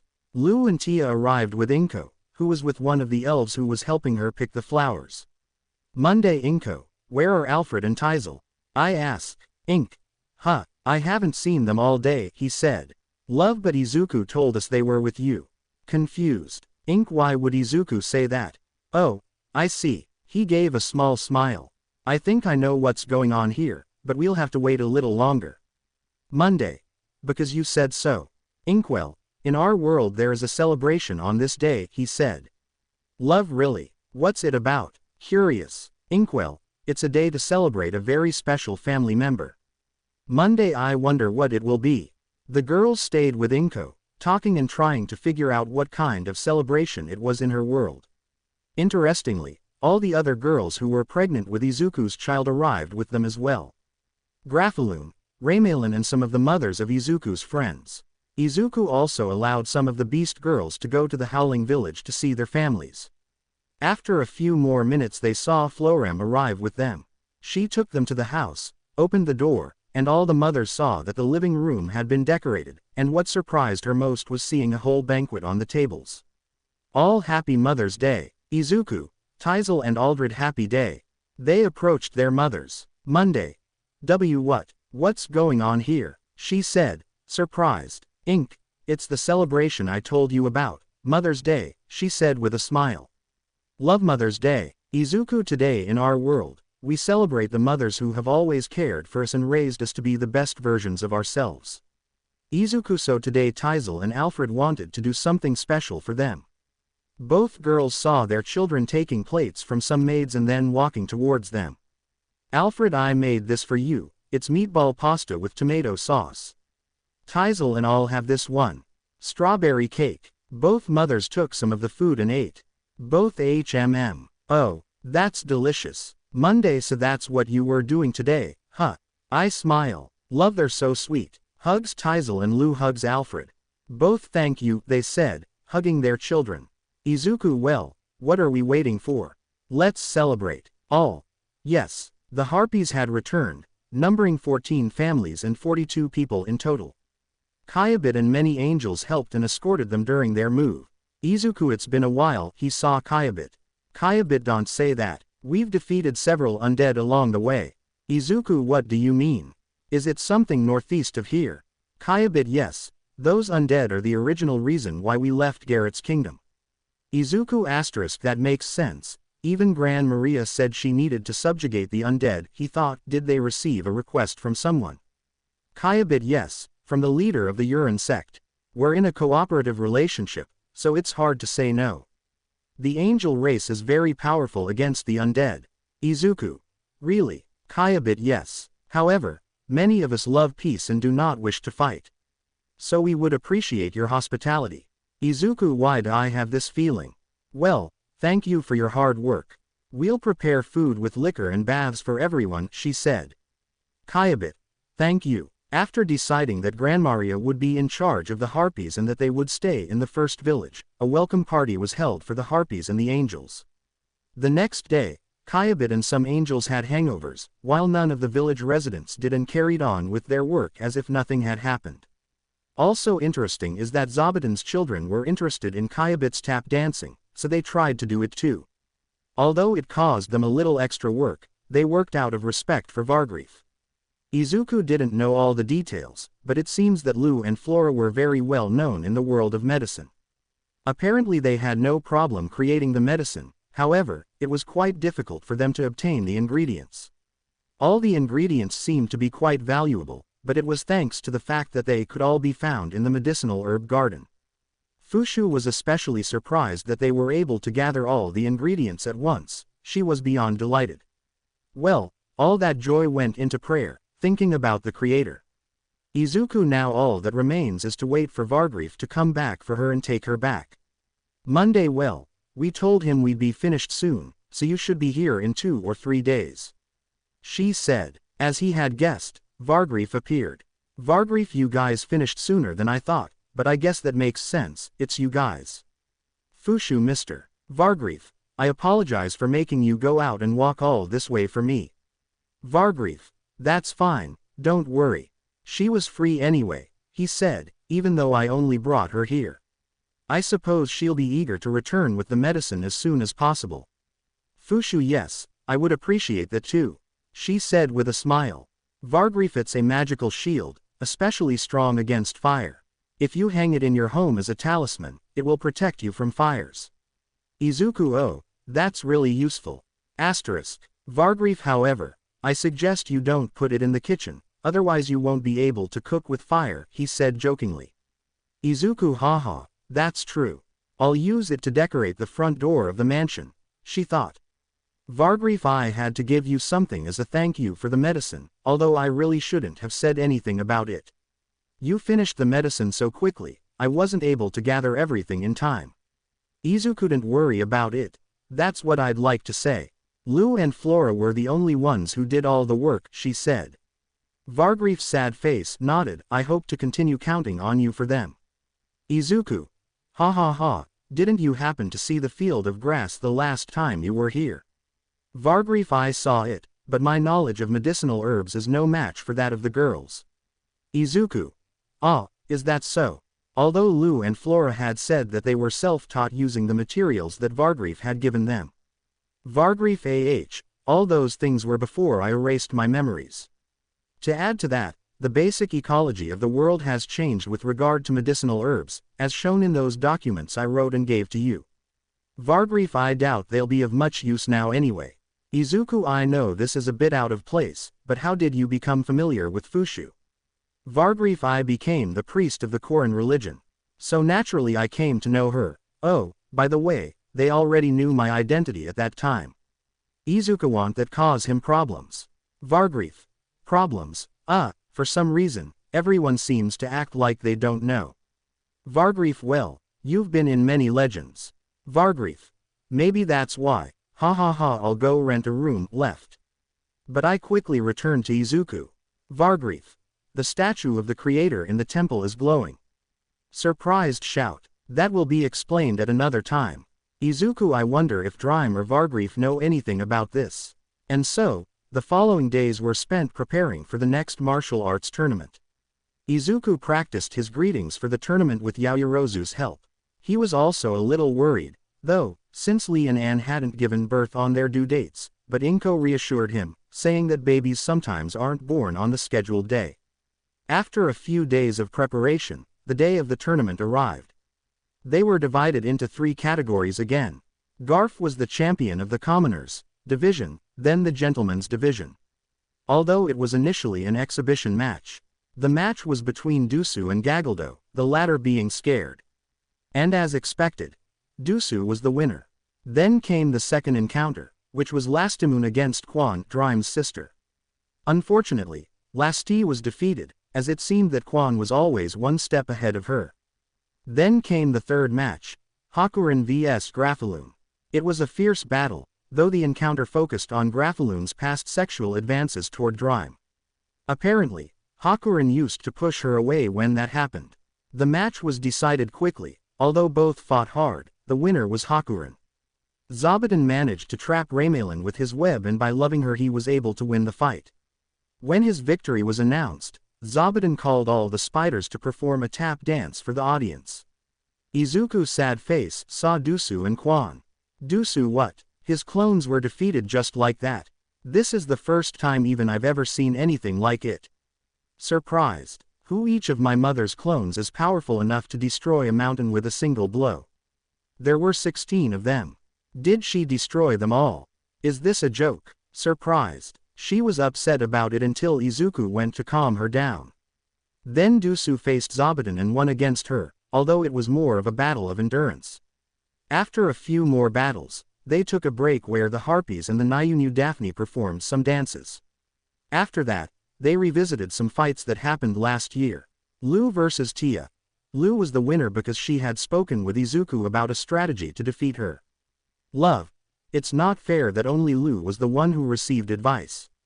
She looked at Izuku. Even I wanted to discuss different fighting strategies. Izuku. Hehe, sorry. Uno versus Bulga. Uno was able to defeat Bulga, he managed against Bulga's clones.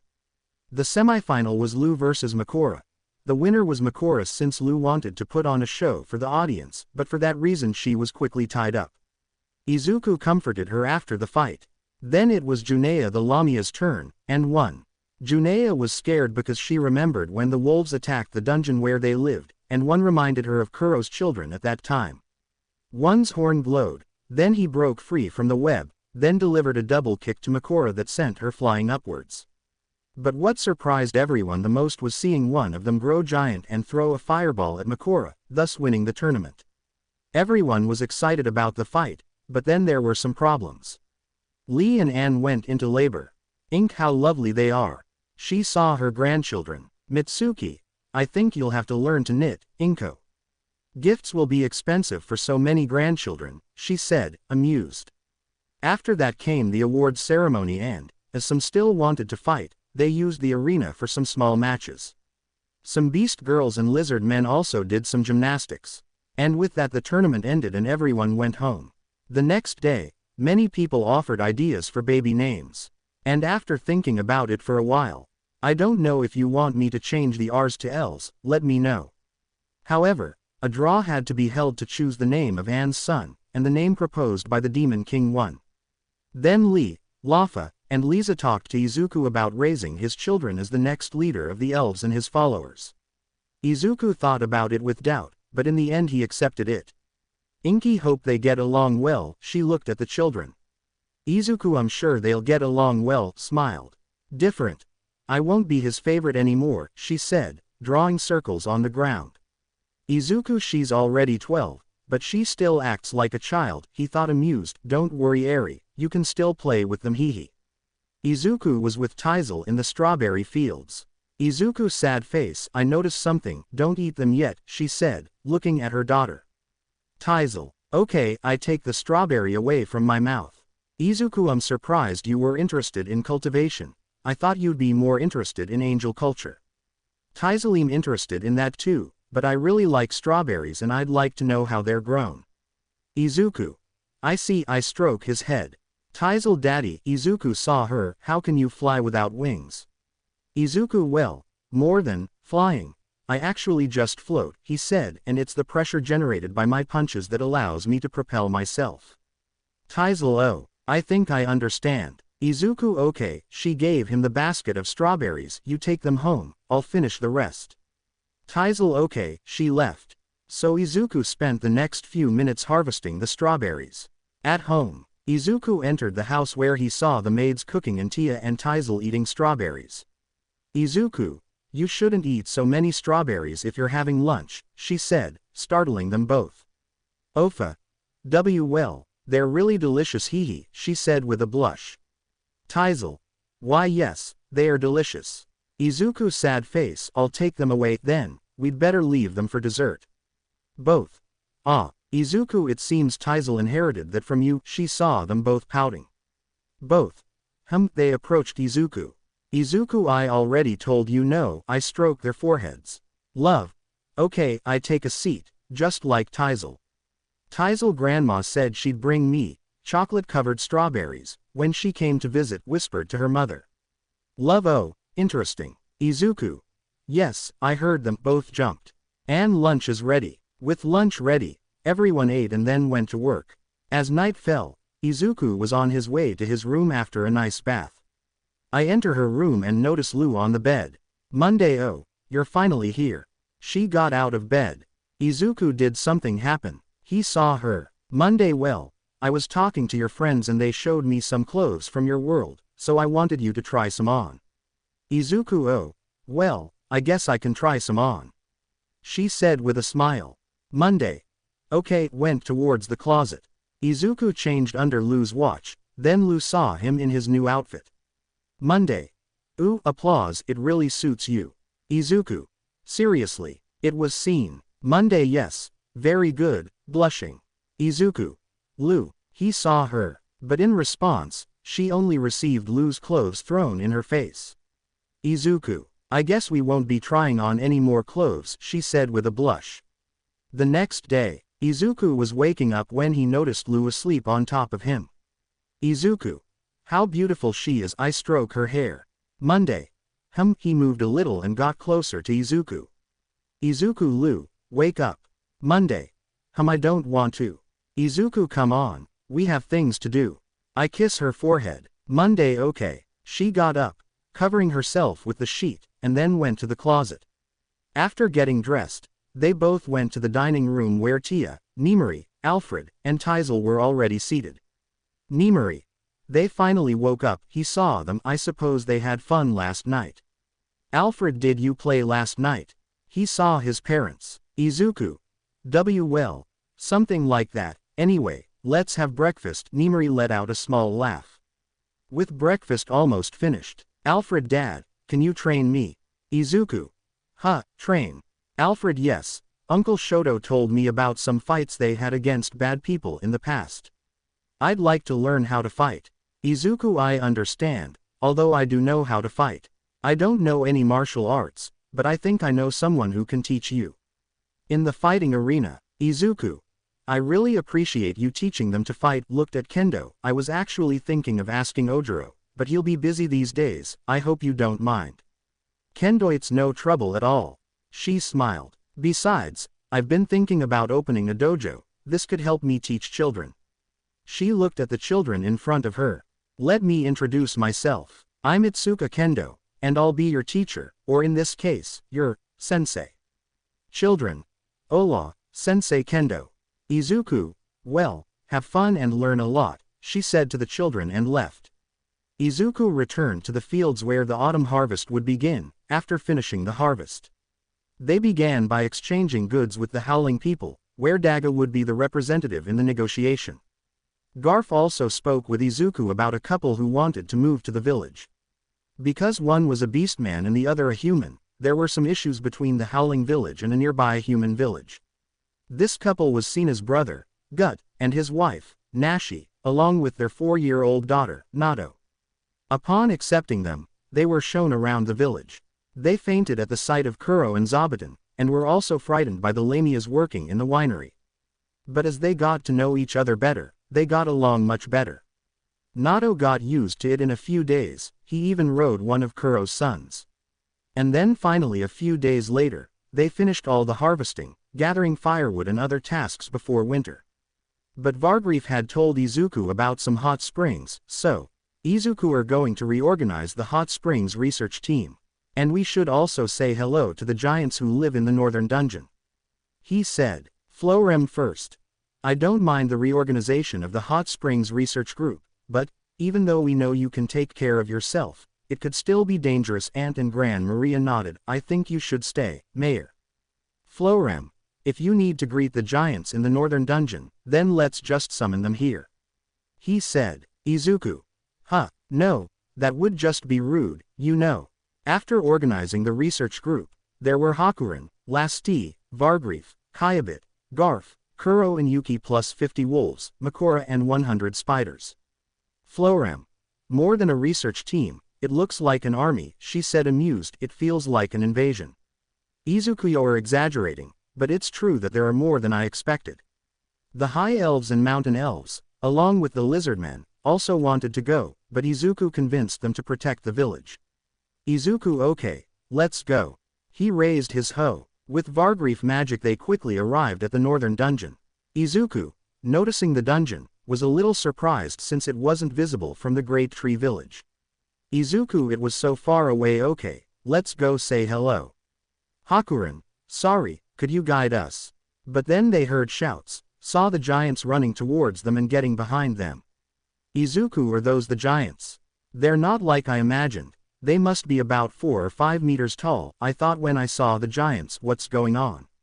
And that, a bloody snake emerged from the cave, but after a few steps it was led back to the entrance. Then everyone noticed a new creature eating the snake. That's it. An earth rat. It's a monster that burrows and attacks from below. I ready my sword. Izuku, actually it looks more like a mole, saw the giant mole. After defeating the earth rat, the spiders and wolves watched over the area, but then the spiders sensed something. They managed to dodge another ground rat, but the rat swallowed one of the wolves. Izuku, he saw her leaving. You won't. He threw his black whips and tied him up with them. Using the ofa he pulled him out of the ground and then let him fall towards him and finished him off with the hoe. Then he took the wolf out of the rat's stomach and, luckily, it was fine. It lunged at Izuku, thanking him and at the same time getting him covered in the rat's remains. Monday use magic detection, it seems there's nothing else around. Love for me, it's the same result. He said, that's it. Although rats live further east, it's rare to see them around here. After Izuku returned to the Big Tree Village with Vargrief's help to wash up, he rejoined the others. Giant 2. That collapsed area connected to an unknown hole, they came out of there. Izuku, I see. We are truly sorry. He bowed. Although the giants did not accept the apology, Izuku invited them to a banquet in the Big Tree Village. He also asked Lu and Tia to keep an eye on the dungeon area in case more earth rats appeared. After locating the hot springs, Izuku cleared the path and made a way towards them. Grandma. Besides, I feel that way again. Kyabit. That's unfortunate. If he weren't Auntie's husband. Grandma. What if he wasn't there? Kyabit. I would of course confess my feelings to her. Grandma. What if he ignores that and confesses his feelings? Kyabit. It's a rule for angels that a husband is for a wife, you know. Since I'm the daughter of the chief of the angels, I can't break it. Grandma. That's unfortunate, she said, amused. Kyabit. That coincidence, could it be you? Grandma. I managed to make her appreciate me. Any questions? Asterisk. Kyabit. Didn't your aunt say anything? Grandma. She recommended me. Kyabit. Did your aunt do that? Grandma. Of course, the rules of the angels are important, but because of those rules, there haven't been any newborns. Kyabit. That's not a very attractive proposition, but let me think about it a little, since there are many more. Grandma. Fufufu, being the daughter of the boss of the angels sounds very problematic. Kyabit. That's true, but I personally think it would be better to wait until the mayor's son grows up. Grandmadia. If you're thinking of doing anything strange to young Alfred, I'll kill you. He said seriously. After 3 days, they finally found the hot springs, but they were too hot for anyone to enter. Izuku thought there might be magma nearby, but Tia said it was due to the properties of the rocks in the area, as they could store heat. If the hot springs received heat of 100 degrees, the rocks could retain that heat. So Izuku decided to connect the hot springs to a river. After asking the angels to look for a river and find it, Izuku began to work. After the building was completed next to the aqueduct, hot water was poured over the temperature-setting pool. Taking advantage of the stones, these were also used for a sauna. And finally they were able to use them. Nimari, Kyabit, and Grandmaria were in the sauna. Kyabit. See hot. Nimari. Are you okay? He looked at her and she nodded. Grandma. Good heavens, Kyabit. Are you already giving up? Kyabit. No, not at all. I can continue. Grandma.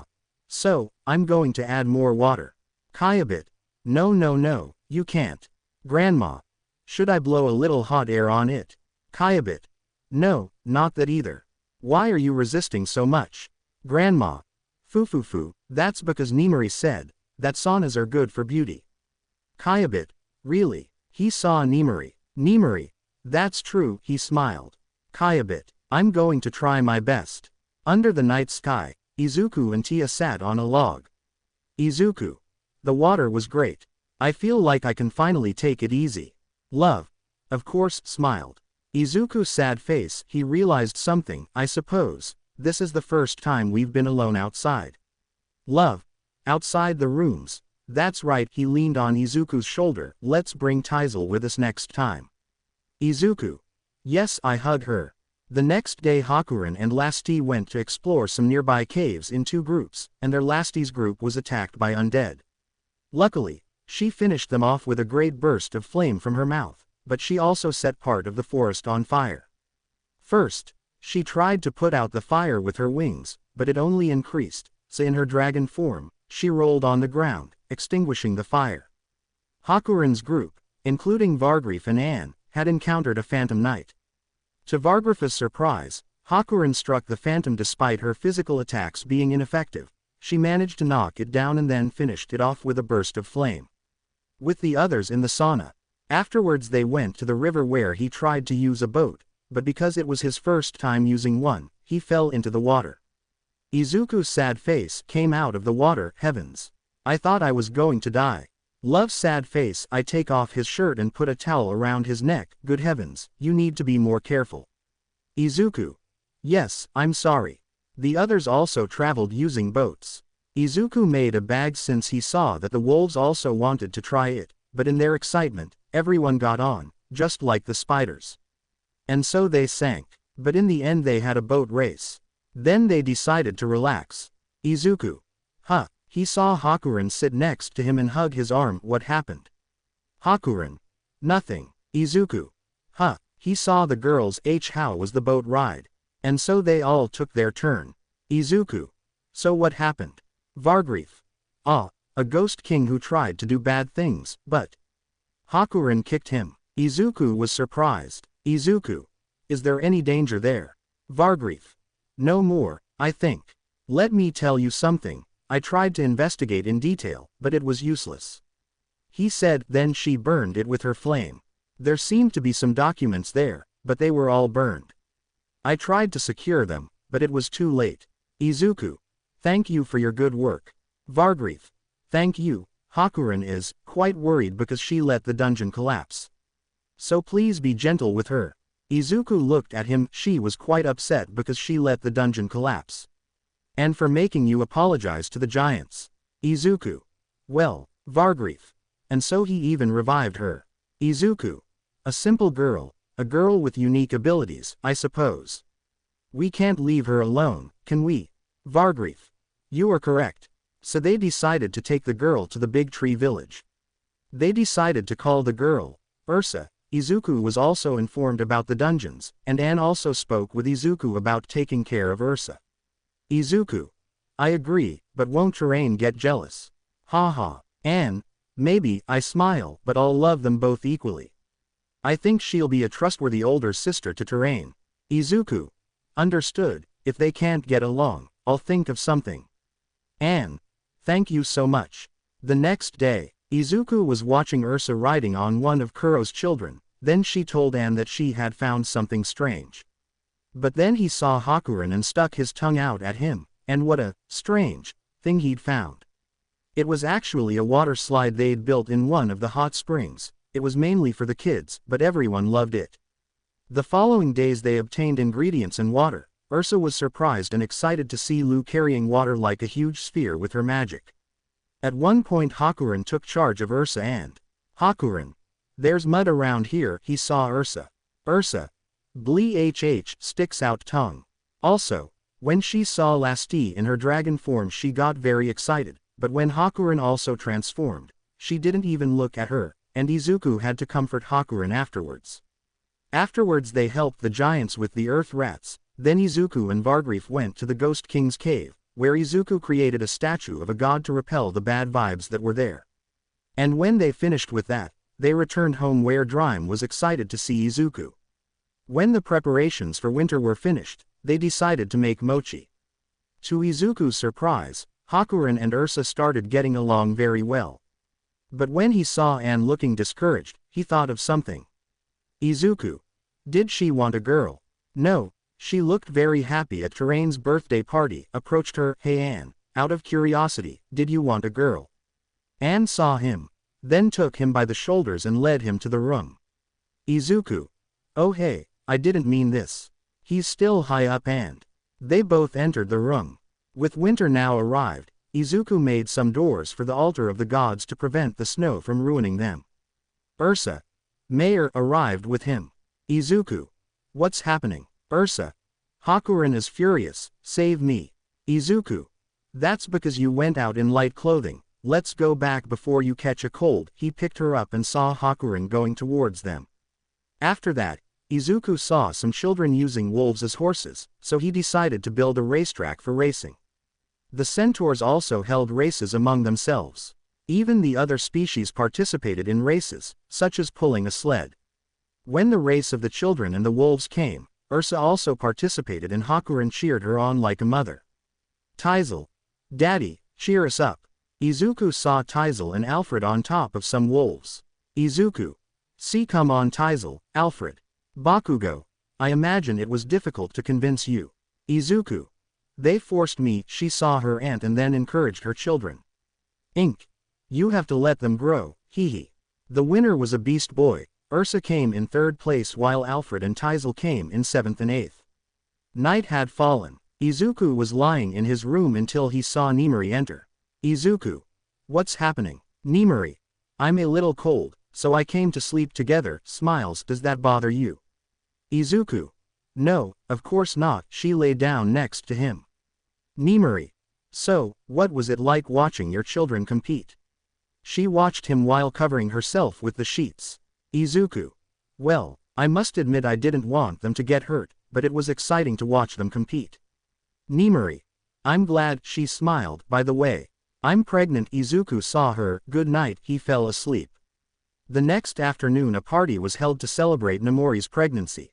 I hope you guys enjoyed this video and make sure to like and please hype this video. Now we will see you in the next video.